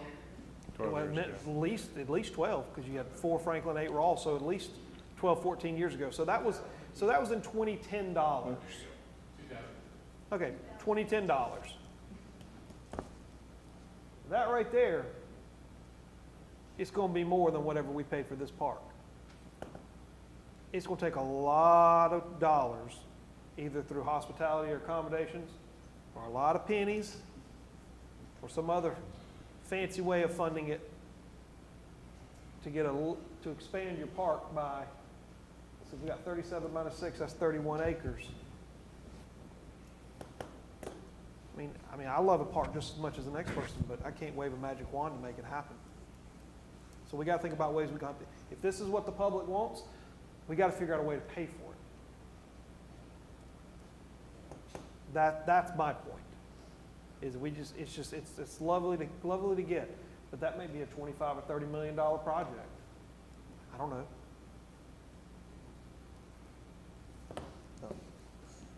I believe Mr. Mayor, Ms. McLean, I believe has been raised her hand a couple of times. Okay, I'm sorry, I was about to go to it. Well, yeah, I just didn't know if you saw. D, yes. Ms. McLean, thank you. Thank you. I did not come to speak tonight. I did not realize it would get this involved. I want to just make sure we're talking about the out parcel. The town surveyed the community, the council did, and we appreciate it. The community spoke. They would like more green spaces. I think we would be remiss to start adding more commercial to this beautiful piece of property. It was purchased like 7 years ago because someone wanted to put 300 homes on it. And the McLean family just could not tolerate that for our community. So land was purchased. It was sold to the town after being approached by numerous businesses to buy it, put commercial there. We rejected those. We offered it to the town in what we consider a very fair price, in good faith that what the citizens asked for would happen. And the citizens asked for green space, walking. You can build a shopping center anywhere. You cannot grow what we have across the road. And I just want y'all to please take that into consideration. And I am emotional because this is a part of our town, and if we lose that, we will never get that back. There is not another tract of land around here that can do for the citizens what that tract of land does. And as far as funding, we have a nice big company coming in. Hopefully they'll take part in that and help with some funding. And we'll be glad to work on grants as well. So I thank you for your time. Thank you.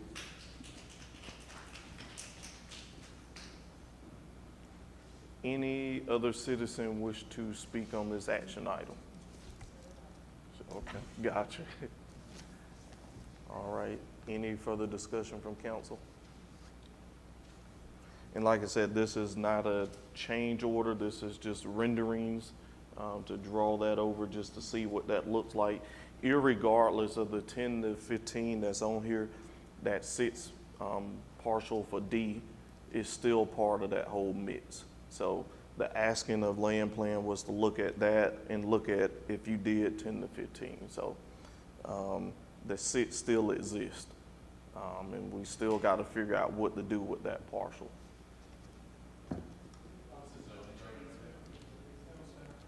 Town center, yep. So, all right, I'll be looking for a motion to approve land plan as presented.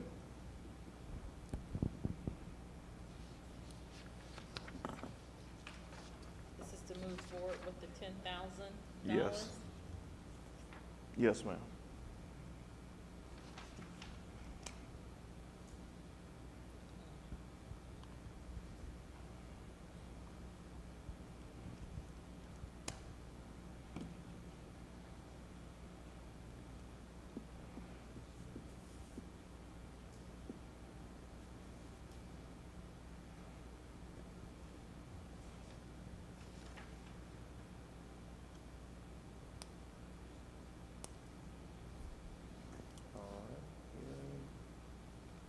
Any motion? appetite for it. I don't think there's an appetite for it. Hold on a second. Any motion? Mr. Mayor, I'll make the motion to get it on the floor. Okay. Thank you, sir. Motion made to approve I'll as make a second. presented. Get a vote. All right, it is seconded by Pro Tem. Any discussion? All right, Ms. Durst, roll call, please, ma'am. Councilwoman Page? Yes. Councilman Brock? Yes. Councilwoman Fripp? No. Councilman McHenrick? No. Mayor Griffin? Yes. Thank you. Thank you. Yes, it's have it. Next item on the agenda is discussion and approval to award a construction contract in the amount of $1,030,608.69 to Rudolph and Sons Builder LLC to construct a 9x9 soccer field and restroom pavilion. Mr. Steins. Yes, Mr. Mayor. To start out, we need to make a slight amendment to the verbiage of this recommendation. There's some uniqueness to this project in the sense of how it was originally bid and managed. So Land Plan South was already previously awarded a contract to do design build, and included in that contract was construction services.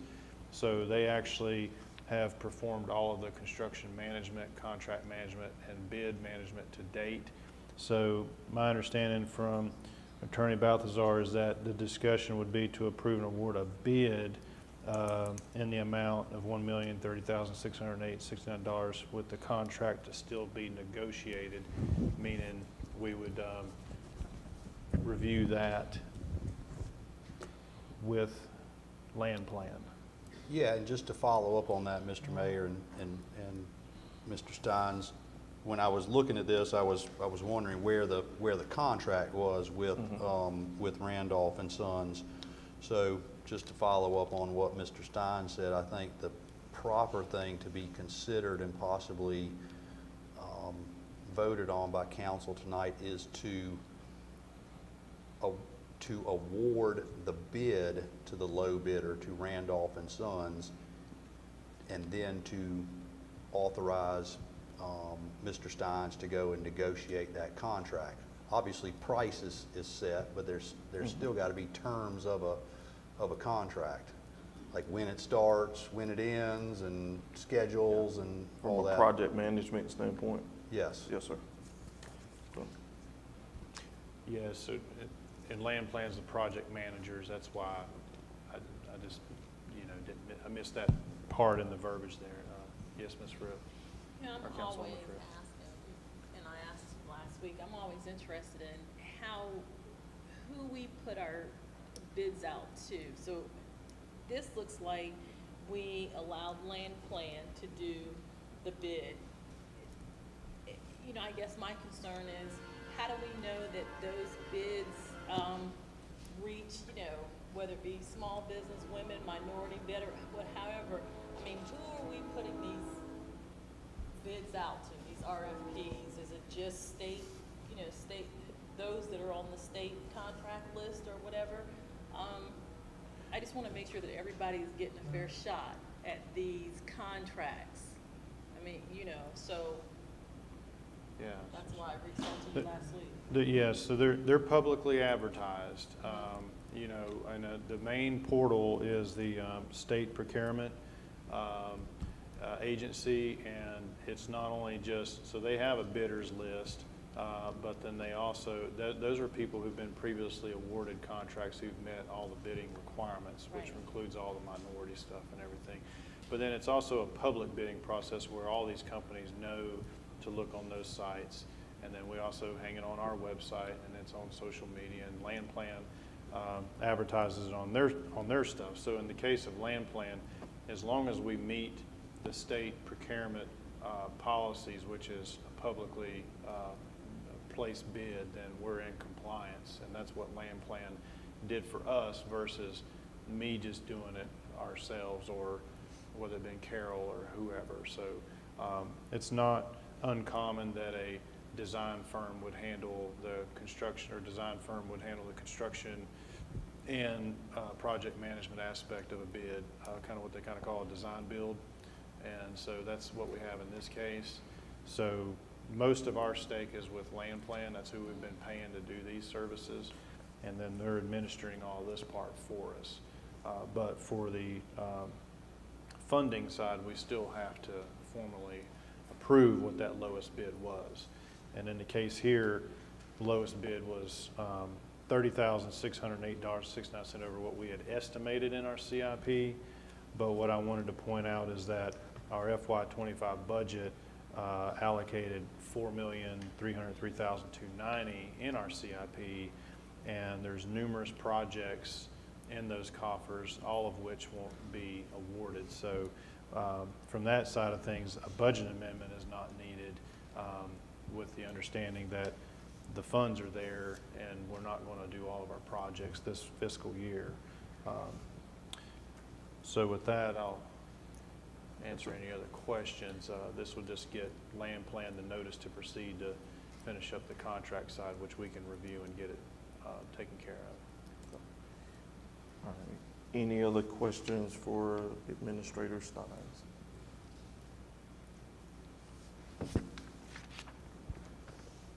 Okay. Mr. Mayor, Yes, sir, Councilman McKendry. so will the contract come back to council? I think it should, It should. Councilman McHenry. That would be, Yeah, that's my only that was, request. yeah, we said it at the same day. Everything's gonna come back to council, so we'll make sure it come back.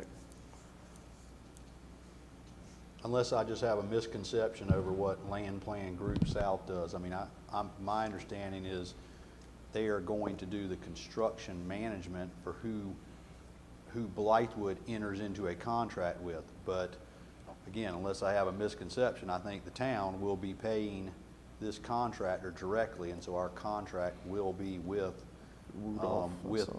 that contractor. So so yes, that's why I think the proper thing tonight is just be to award that bid and then authorize Mr. Steins to negotiate that contract with the low bidder. Okay. I understand. So does it come back to council or doesn't? I think it should. It'll come back. We'll make sure it come back anyway. Even if we could get by with it, we'll bring it back to council. But just to be clear, if the contract's coming back, then it probably should be best to just table this, That was going to be my motion. because we're not going to be able to give a notice to proceed without a contract approval. Correct. So, Mayor, Makes I will sense. Yes. retract item D and ask for a motion to be tabled. All right, Would it not be, is tabling the right word, or should we postpone or revisit? Postpone indefinitely, I think is the It's the term of the day. yes, but postpone indefinitely is not, it doesn't just put it out there into never, never land. Usually, an item that is postponed indefinitely can just be added right back to the next agenda. Yeah, I didn't want to say postpone indefinitely, but just. But that's what it's termed under in Robert's rules, is to, there really is no such thing as a motion to table. It is a motion to postpone indefinitely. Gotcha. Mr. Mayor, that being the case, I'd make a motion to postpone indefinitely. all right, motion on the floor to postpone indefinitely. Is there a second? Wait for discussion. I'm sorry. I have a discussion. Hold on, Okay, I'll so, second. Hold up. I'll second. Thank you. Second by Mayor Pro Tem. Any discussion? yes. Thank you, Ms. Page. All right, so this, the layout of the three bids, it's dated 8/29. If we, I want to make sure that we don't foresee, I mean, has Land's Plan indicated that these figures are only good for, the next 30 to 60 days? Or was there anything that, because, we're about to go into, fourth quarter. So things change. So costs change. So I just kind of want to understand. It'll be in the contract if it is. It'll be a new item next month. So Okay. I can't answer that right now. Okay, but could you ask them rather than, wait, I don't want to wait till next month and then find out another $50,000 got added to the bid, you know? So We'll I'm just make trying to sure we- look out for us. We'll make sure we ask. I appreciate that, thank you. Thank you, ma'am. Any further discussion? Ms. Durst, roll call, please, ma'am.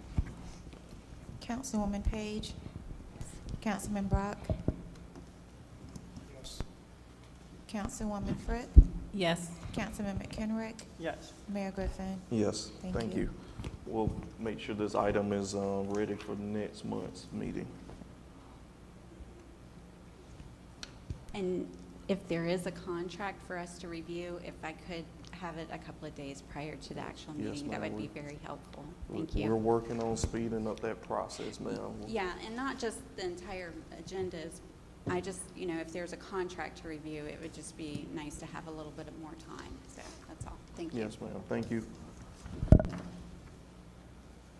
Next on the agenda is item E, discussion and approval to award a contract in the amount of $76,825.49 to JCC Roofing LLC to replace the roof on Town Hall, the Hoffman House. Mr. Steins. Yes, Mr. Mayor. Attached in the packet is a contract scope of work from JCC Roofing detailing what they intend to do with this project. JCC Roofing is a Blythewood-based roofing company. They also are on state contract, and they have a solid reputation as both a construction and roofing company. Their abilities are in residential and commercial work, and they are licensed in general contracting, giving staff confidence that they can perform what we're asking to the highest of standards. On September 18th, a special call meeting to the Board of Architectural Review approved the proposed roofing material by unanimous vote, which was a Galvalume standing seam metal roof, was determined to be the closest match to what would have been the original 5V metal panel that was on the house before the most recent asphalt shingle roof. Council approved in the FY25 budget $200,000 to amend, $200,000 for the FY25 budget for interior and exterior repairs to the Hoffman House or Town Hall. To date, we've awarded a contract to First Class for interior and exterior repairs that basically rounds up to $90,000. It has come out from the testing and the deep cleaning and mitigation of the molds and mildews came to about $20,000, and then now the proposed roof replacement is at $77,000. So with all things added, that leaves us $13,000 in our budget, and we feel that puts us in pretty good shape as far as bringing the house up to modern standards for today. So that's all I have, Mr. Mayor. Thank you, sir. Appreciate that D-level detail again. Council, we're online with fixing up our own house. So we're within budget. This will restore to the almost original roof line on the Hoffman House. So I'll be, any discussion, any questions from council? What does the warranty look like? 50-year warranty, manufacturer on the material, and then there's a workmanship warranty with it as Okay. well. And have we inquired with our insurance provider to see what benefits we've gained from that? When We you have guys a- got those numbers? Yes, ma'am. We have a claim in place right now. The estimator is to come out tomorrow, and we'll find out after the evaluation. He does his review. He's going to look at exterior and interior damage to the house as it relates to weather. Great. So we're going to see some adjustments in these numbers in your next packet. We'll make sure that you have those adjustments. Any other questions and concerns? Mr. Mayor, if I may? Yes, sir. Mr. Stein's in here, and we spoke on this at the special call meeting a little bit. Is JCC confident in the 10 number on the replacement of the rafters? He's not here. Is anybody with JCC here? Yeah, Ray, Yeah. you want to come answer any questions as it relates to the proposal?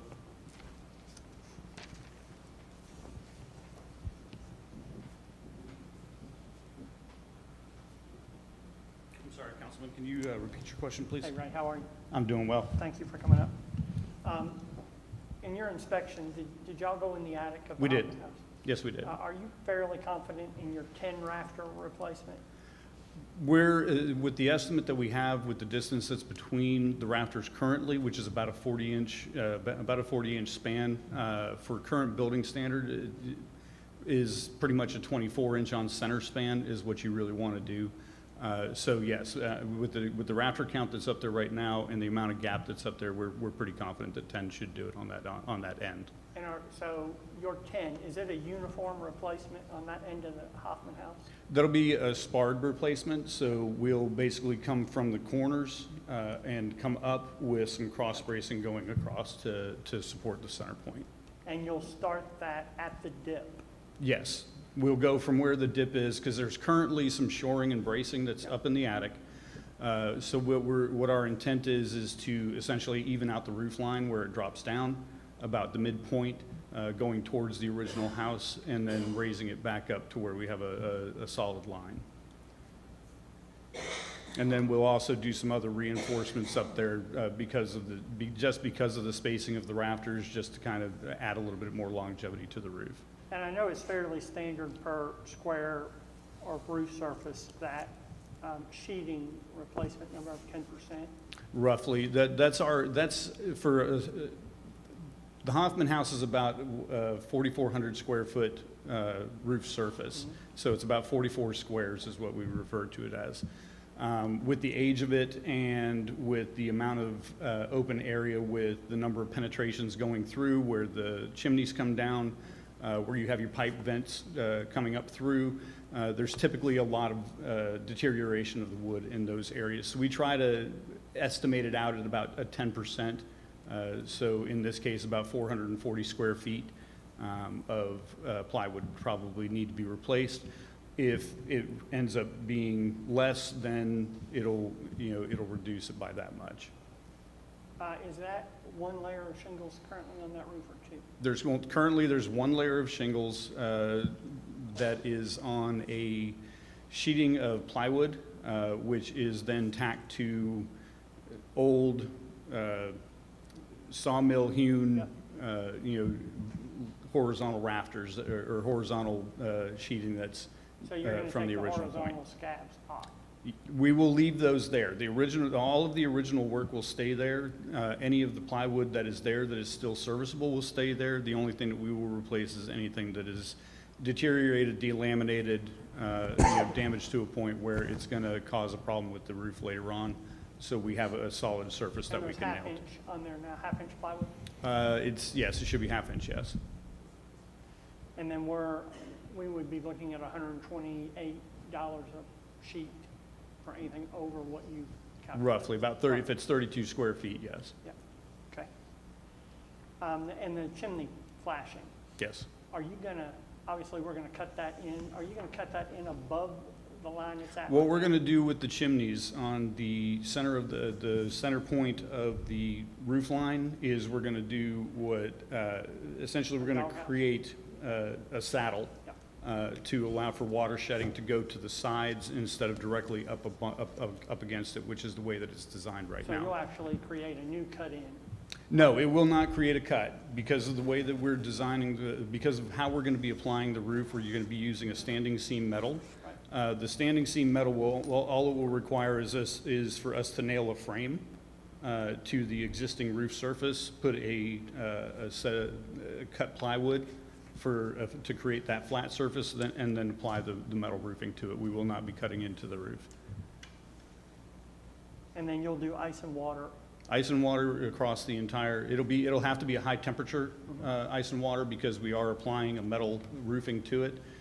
So you want to have that metallic, or you want to have that high temperature ice and water barrier that is covering the entire roof surface, yes. And you're not going to use synthetic felt. You're going to use 15-pound felt because of the metal roofing, correct? It will be a breathable 15-pound synthetic Correct. felt is what we'll be using. And then, Mr. Mayor, my last thing would be, and Ray, you can speak to this.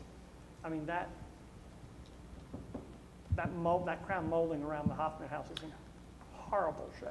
What we have proposed is to do essentially a one-for-one replacement with the crown molding that's around the perimeter of the house. We have the ability to match the current face of that molding so that when we do apply it, it will still have the original look to it. So if that would be the upgrade of $3 grand, correct? That would be the upgrade, yes. And I'm only asking you if you want more money, but I can't imagine putting a metal roof on that house. That crown molding is not going to bed into that metal anywhere near straight. Not with the existing, no. So would you concur if I said add the $3,000 to the bid and replace the crown molding? I would definitely concur with that.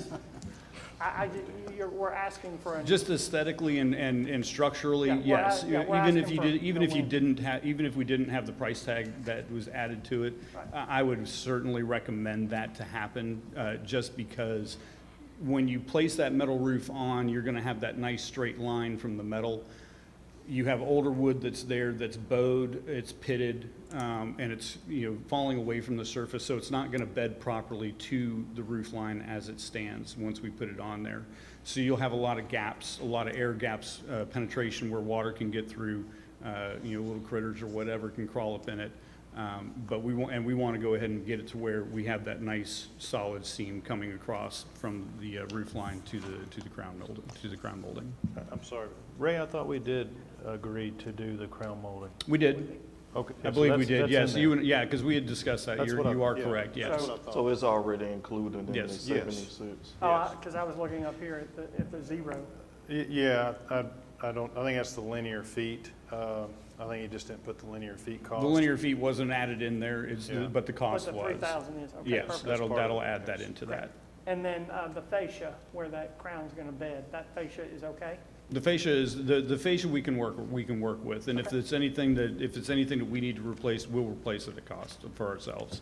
We'll basically eat the cost on it. Thank you, sir. Okay, thank you, sir. Hold on one second. Any other questions from members of council? Mayor Pro Tem. Well, I mean, I don't know about the audience, but if anybody wants to learn how to put on a metal roof, I mean, they can just watch the last 10 minutes. I don't understand a single thing you just said. So, yeah.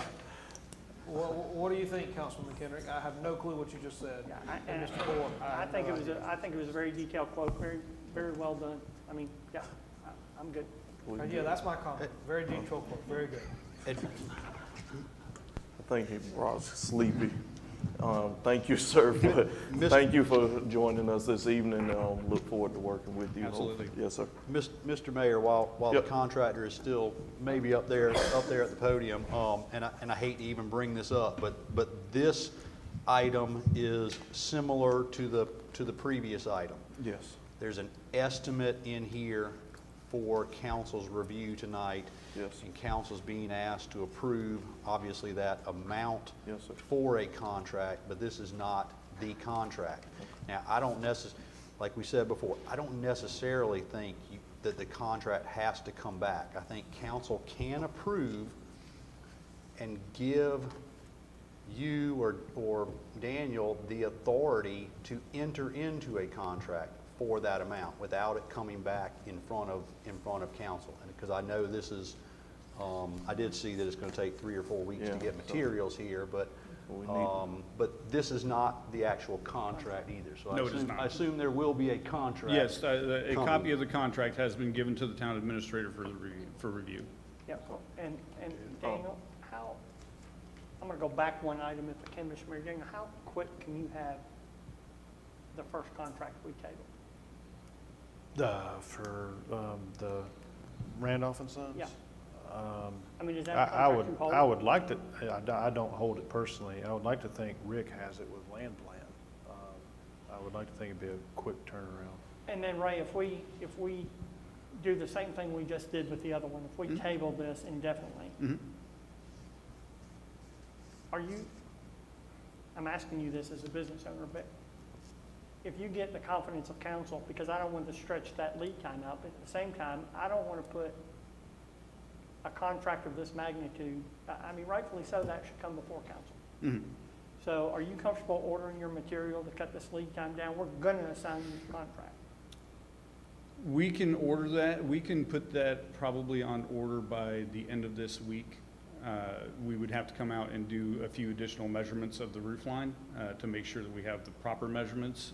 We went based off of a satellite, the satellite imaging that does a certain type of measurement, but the actual thing would be, it would require us to come out and do some actual, measure and tape type measurements. So we have a little bit of lead time on it.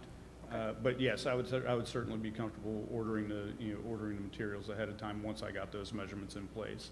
And are you using an in-state fabricator? The fabricator that we have, it's a national fabricator that we use to obtain the materials. So this one, I want to say, if I remember correctly, is out of, I can't remember if it's Michigan or Ohio, one of the two. Thank you, sir. Thank you. All right. Mr. Mayor, I make a motion that we table this indefinitely until we have a chance to review the contract.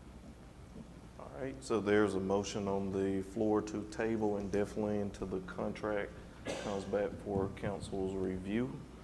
I'll be looking for a second on that. Second. Motion has been seconded by Ms. Page. Any discussion? Yes, Mr. Mayor. Um, Same thing. Postpone indefinitely. Yeah, postpone. Yeah, All right, Mr. so Mayor, I have a- Mayor Pro Tem, Yeah, I discussion. have a question. Why would we want to postpone this? You say that it's so that we can bring a contract back, but the contract Yes. should essentially mirror this estimate. Is that a fair statement, that a contract would essentially mirror this estimate? The estimate that was given is essentially just covering the span of the scope of work, Yep. the particulars on that. It doesn't cover, like the builder's responsibilities and other, things that you would categorize within the contract. Insurance, Yeah, things of no, that nature. okay, I understand that. Would the additional terms and conditions within the scope, would that be any different from any other client, any other job? Or would it be- For us? Yes. No. So it's boilerplate. It's a standard, it's a standard contract, yes. So the same terms and conditions that you would present to us are going to be the same terms and conditions that you've presented to the last probably 50 jobs or 100. Absolutely. Yep. So that's not going to change. That's No, not that something will you not really- change. That's not negotiable. We ain't negotiating. So I'm trying to understand why we couldn't award a bid to, as you said, Mr. Balthazar, we could award a bid, and it, whatever the number is, was it $77,000? We could add with a plus 10% overage if we needed it in there, and just get the process moving. I think that we're gonna wait, and maybe we have a special call meeting, maybe we don't, then we're another month behind. I appreciate you saying that you'd be willing to order materials on good faith, but council could reject it, and then you'd be up the creek. with the Absolutely. paddle. I wouldn't want to put you in that position. That's not fair to you. Absolutely. From my seat. So I'm trying to understand the reason to postpone when I don't think we have to. Like I mentioned earlier, I think another option is for council to approve the award of this estimate to the contractor and authorize the mayor to enter into a contract with the contractor. And That's where I'd rather be. And I'd give them 10% contingency just in case. Right, would you give the mayor like a 10%, I mean, or there could be a change order at some point in the Well, future. the only reason I ask about that is that would require us to come back if the actual scope of the services exceeded the amount awarded in this estimate. Then that would require us to come back unless we gave room for overage, and if memory serves me correct, we had $13,000 left. 10% of 77,000 is 7.7, so that does fall within the Sure. whatever the difference. What's But that? I think it can all be done at once unless council's will is to have the actual contract come back for another view. Mayor Pro Tem Brock, Yes, ma'am. This would be the same thing that we did in letter C. Correct. No. D. Oh. Yeah, D. Am I- D. D. Yes. D. Okay, Where okay, we I'm sorry. postpone Yeah, D. it would be the same thing. So I get what you're saying, and yeah, obviously I didn't understand D because, yeah, I don't understand why we're not moving forward. Well, I think the difference between this is that there's essentially a construction manager or a middleman essentially in D. Would that be a fair statement? That's managing the project, whereas in this instance, we're contracting directly with JCC and they are managing the project. Is Well, that- we're still contracting directly with Randolph, my understanding, but But there is another Randolph party. is also $1 million. All of this is real money. It's significant money. Both of these contracts are, but we don't really have anything from Randolph right now other than just a list of numbers.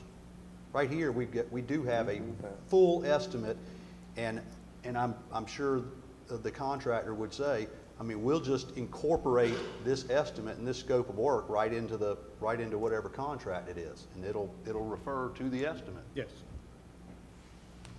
So it's a little bit different on I would what also we're say looking time at. is, Time is time of the is of the essence. essence with this versus the soccer field. If we miss the soccer field by a month, well, we just don't play soccer till, instead of March, we don't start till April. I don't want the roof necessarily gonna fall in. The roof's probably not in the best shape. She's a little rough. Yeah.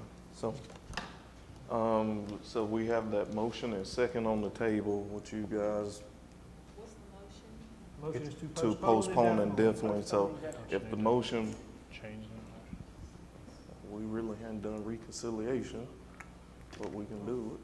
Well, we gotta vote on this one, and if it fails, we can have another motion. But we're not shortening our time frame. It's gonna take him 4 weeks to get material. If he comes out and field measures and gets his material on order, unless you're not gonna do that until you have a signed contract, which I don't blame you if you don't. But I treat $77,000 of the town's money just like I treat $1 million. And that's no throw off at UP, but Absolutely. it's a lot of money. I agree. All right. It's the will of council. There's a vote to postpone indefinitely on the table with a second. Any further discussion? If there is none, we'll go ahead and do a roll call vote. Ms. Durst? Councilwoman Page, Yes. Councilman Brock, No. Councilwoman Fripp, No. Councilman McKenrick, Yes. Mayor Griffin. No. Thank you. Thank you. So we'll get that contract and we'll. No, that motion just failed. You No, gotta I'm have sorry. another- Yeah, I'm We gotta have sorry. another, now we have another Yep. vote. Any reconciliation on the floor? Mr. Mayor, I will make a motion to award a bid to JCC Roofing in the amount of $76,825 spot 49 plus 10% contingency while authorizing the mayor and the town administrator to negotiate and execute the contract referencing the estimate provided on, what's today, September 23rd, 2024. All right, let's make sure Ms. Durst got that, because Oh, I gotta say that again? Oh my goodness. It is on tape. I'll make a motion to award a bid to JCC Roofing in the amount of $76,825.49 plus 10% contingency to replace the roof on the town hall. A further move to authorize the mayor and/or the town administrator to negotiate a contract with JCC Roofing referencing the estimate provided on September 23rd, 2024. Your original motion also said Oh. to authorize the mayor Execute. to Negotiate execute. and execute, yes. Correct. All right, so, all right, we got the reconciliation motion on the floor. Any seconds?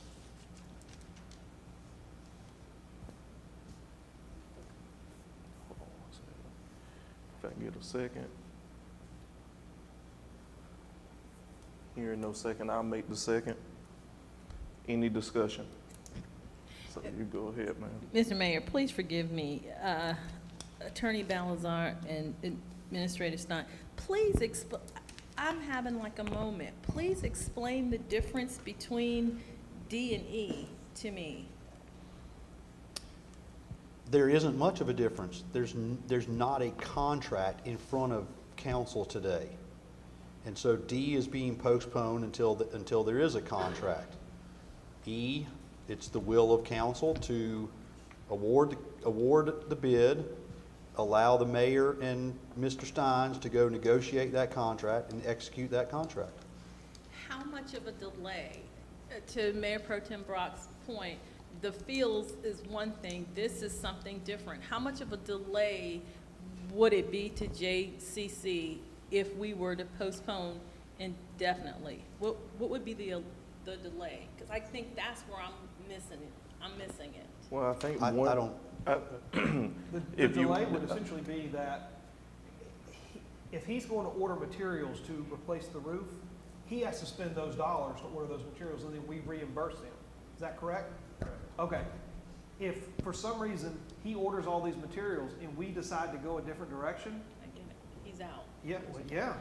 So, but then also too, we placed a sense of urgency to this whole piece with the Hoffman House. So Yes, we did. let's not forget about that. Well, there, You guys, We had a you special hold call on. meeting. I was just gonna say, you guys had a special call meeting on the sense of urgency. So let's keep that pace of sense of urgency, so we can get the Hoffman House up and running. So then, Councilman McHenry, can you explain to me again, just so that before I vote, I need to understand every person's Yes, viewpoint. yes, sir. Well, my viewpoint would be hell, there wasn't even another action item in between these two. From D and E, we just did the exact opposite on D and E. What are we doing? Let's have a special call meeting tomorrow. We can have Ray's contract. Council signs the contract. That's our job, to review the contract, get the thing signed, and get the Hoffman House roof put on. Just because we don't have a contract here because Ray didn't provide one or Daniel didn't ask for one, doesn't skirt the fact that council has a responsibility. And again, I said it earlier, if we're spending $76,825.49 or $1,030,608.69, council holds the same responsibility. It's mind-blowing to me that we're going to say it depends on the amount of money, or we're going to assign a sense of urgency to it, whether we as a council, myself, review a contract and approve it, vote on approving it, or don't see it at all and advocate that responsibility to the town administrator and the mayor. It makes zero sense to this council. So it's mind-blowing to me. All right, thank you, sir. Ma'am, did you get, before we move on? So then, we would have to have a special call meeting, let's say tomorrow or Thursday. What's the day? Or whenever. I don't even know what the day is. So you're gonna have a special call meeting to review a boiler point contract that's gonna state the estimate here, probably, maybe give or take a few dollars on it. I don't know.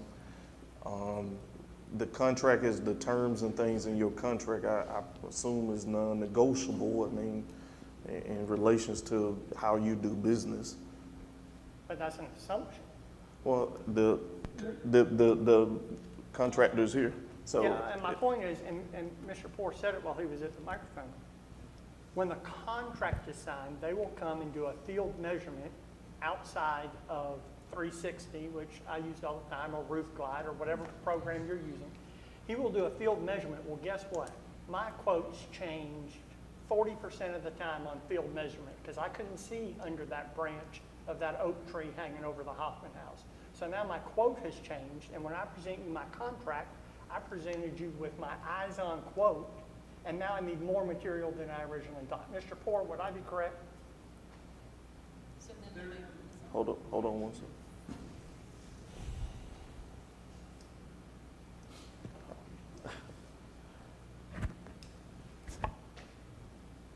Typically, what I've found is when we do our Eagle View measurements, which is what our satellite measurement system is, there's usually less than a 5% variance in the measurement to the actual ground measurement.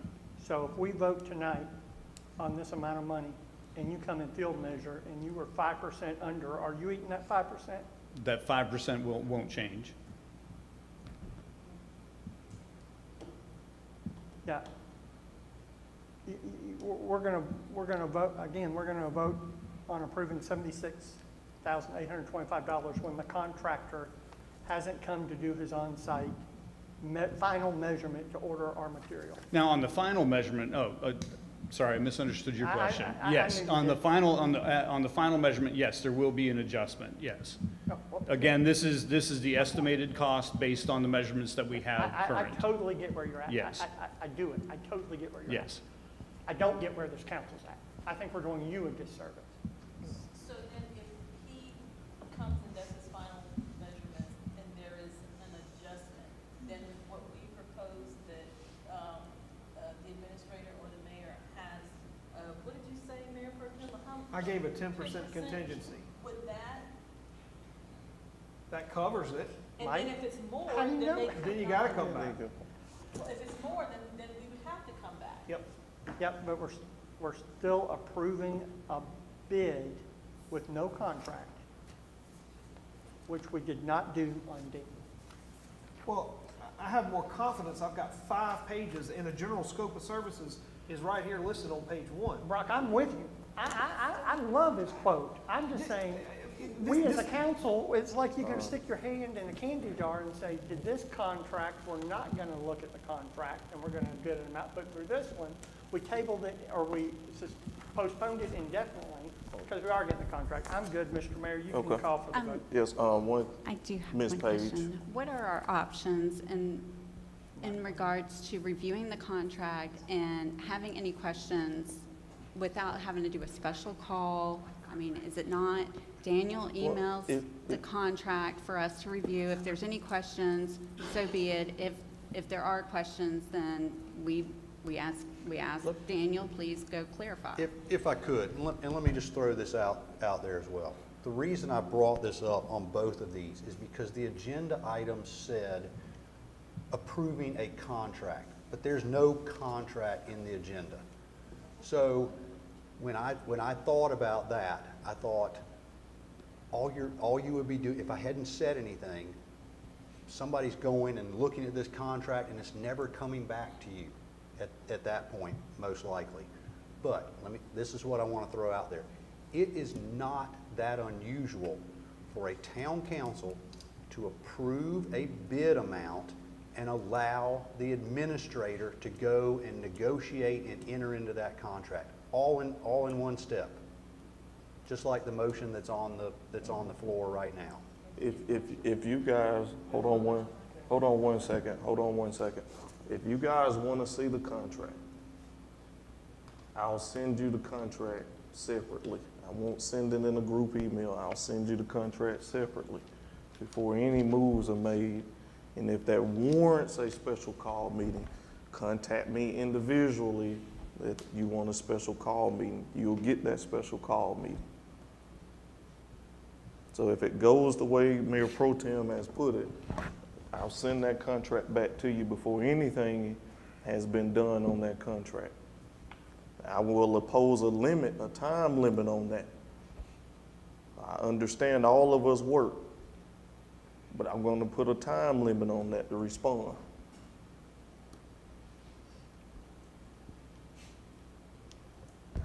So now does the motion change? Nope. No, it doesn't. You still have the motion and the second on the floor. We're still in discussion. Any other further discussion? So we will get to see the contract. I will send, it is on the record, I will send the contract to each and every one of you separately. I will impose a time limit on that contract. So review it when you get it as soon as possible. Let me know. Let Mr. Steins know, he'll be on that email. The attorney will be on the email. Let us know if you got questions and concerns so that we can get you an answer. If it warrants that you all want a special call meeting because you see something in there that you don't like, then send that up the chain to me requesting a special call meeting. You will get your special call meeting. So I'm putting that on public record right now.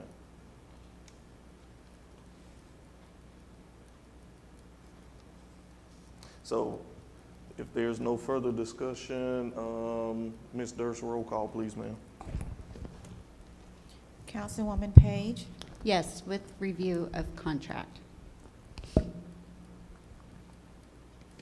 Councilman Brock, Yes.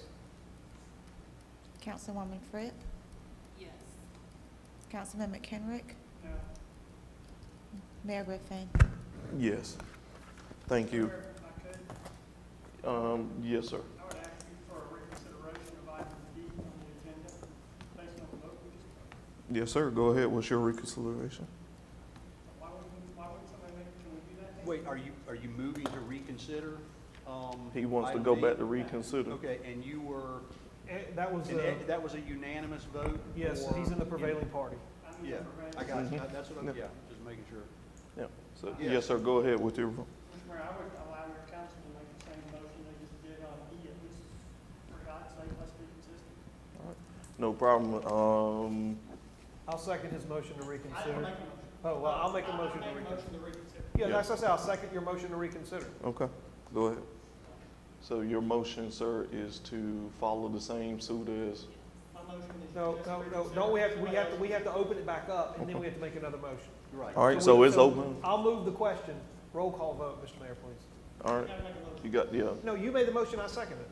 I made a, all right, I would, Mr. Mayor, under the same if I'm gonna make a motion to reconsider, it needs to be under the same stipulation you just gave on. Pete, that's not how it works though, right? Yep. The first motion is a motion to reconsider the motion to postpone indefinitely. So if that motion to reconsider passes, then that does away with, right, then somebody can make a motion like we just did. Two-step process. It's two-step, yeah. Two-step. All right. All right, so we have that. So any discussion? All right, this clarification for Councilwoman Page. We are on item D. It is a motion to there was a motion to postpone indefinitely that was passed favorably.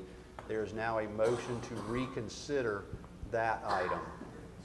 Meaning, if that motion to reconsider passes, then that motion to postpone indefinitely will be, No. I guess, withdrawn, or will be void at that point. And the item is back in front of council right now for Yes, for consideration. reconsideration.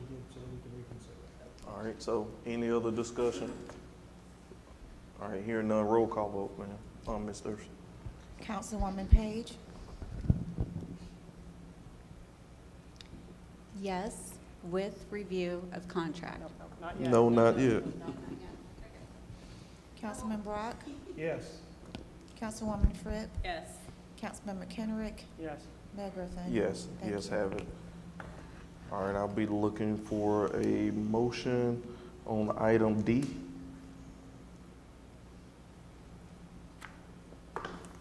So, So would the motion be to award award the bid and allow the mayor to Same thing as, execute it the same, yeah, but I can't, I'm confused as to what we've actually done, okay. Yeah, I can't make the motion. Would you like me to do it? Please, Mayor Pro Tem Brock. Commissioner Mayor, I'll make a Yes, sir. motion to award the bid to Randolph and Son Builders Incorporated in the amount of $1,030,608.69,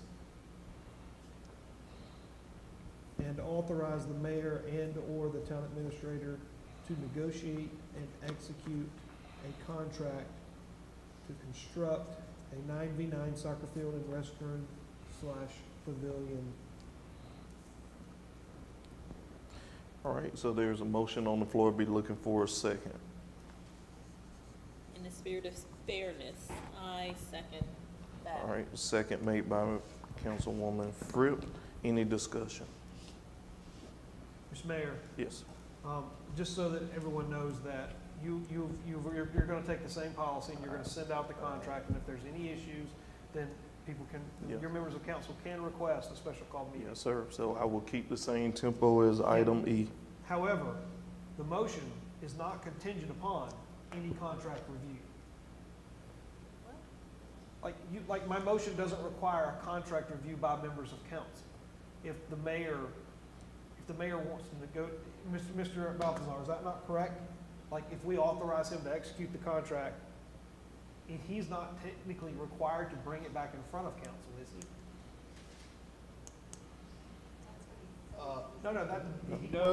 No, I don't think so, based on the terms of the motion, but it sounds like the mayor is offering to do that anyways. I'm bringing this all back to you guys.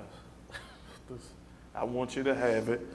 I want you to hold it and let me know what you think of it. So I'm going to keep the same tempo as item E. That's not what I'm saying. Yes, sir, I get you. But policy-wise, yes. Yes.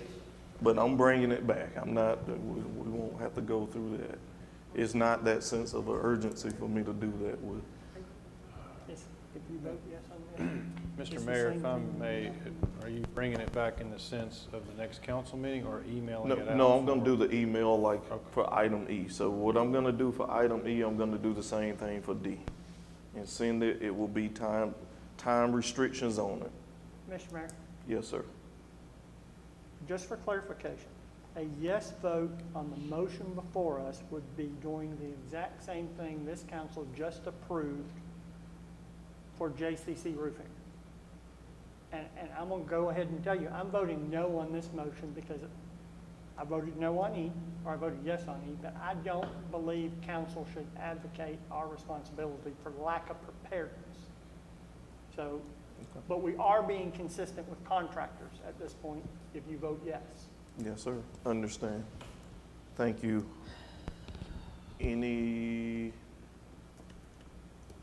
We have a second, so any further discussion? All right, hearing none, Ms. Durst, roll call, please, ma'am. Councilwoman Page, No. Councilman Brock, Yes. Councilwoman Fripp, Yes. Councilman McKenrick, No? Mayor Griffin. Yes, Thank you. thank you.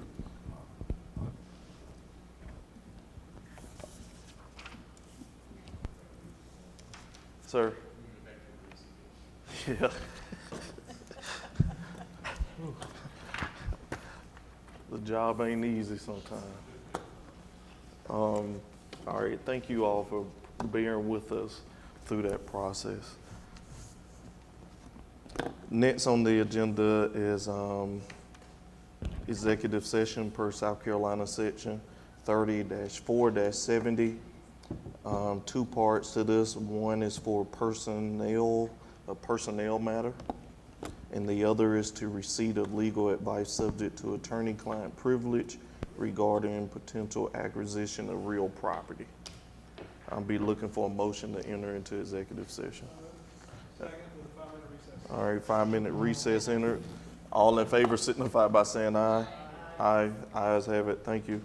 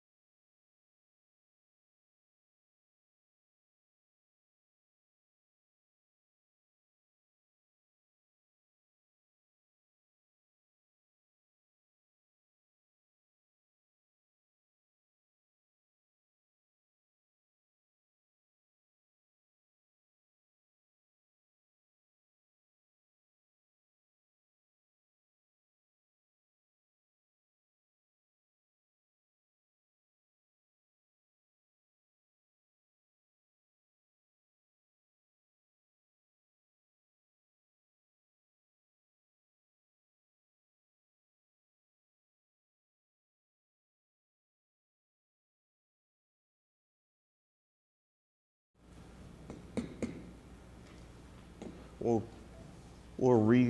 be looking for a motion to reconvene into general session. Look for a second. Any discussion? All in favor signify by saying aye. Aye. Aye. Any nays? Ayes have it.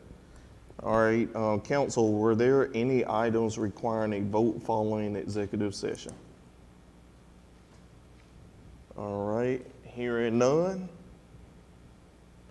Open citizens comment, and the gentleman that did sign up, I answered his question and we'll send him. He had a question about Blythewood Road and his understanding of the section was supposed to be paved, so I showed him an email that I had sent from and got from DOT on that. All right, that's closed. I'll be looking for a motion to adjourn. Looking for a second. Any discussion? All in favor signify by saying aye. Aye. Any nays? Ayes have a good night. Thank you.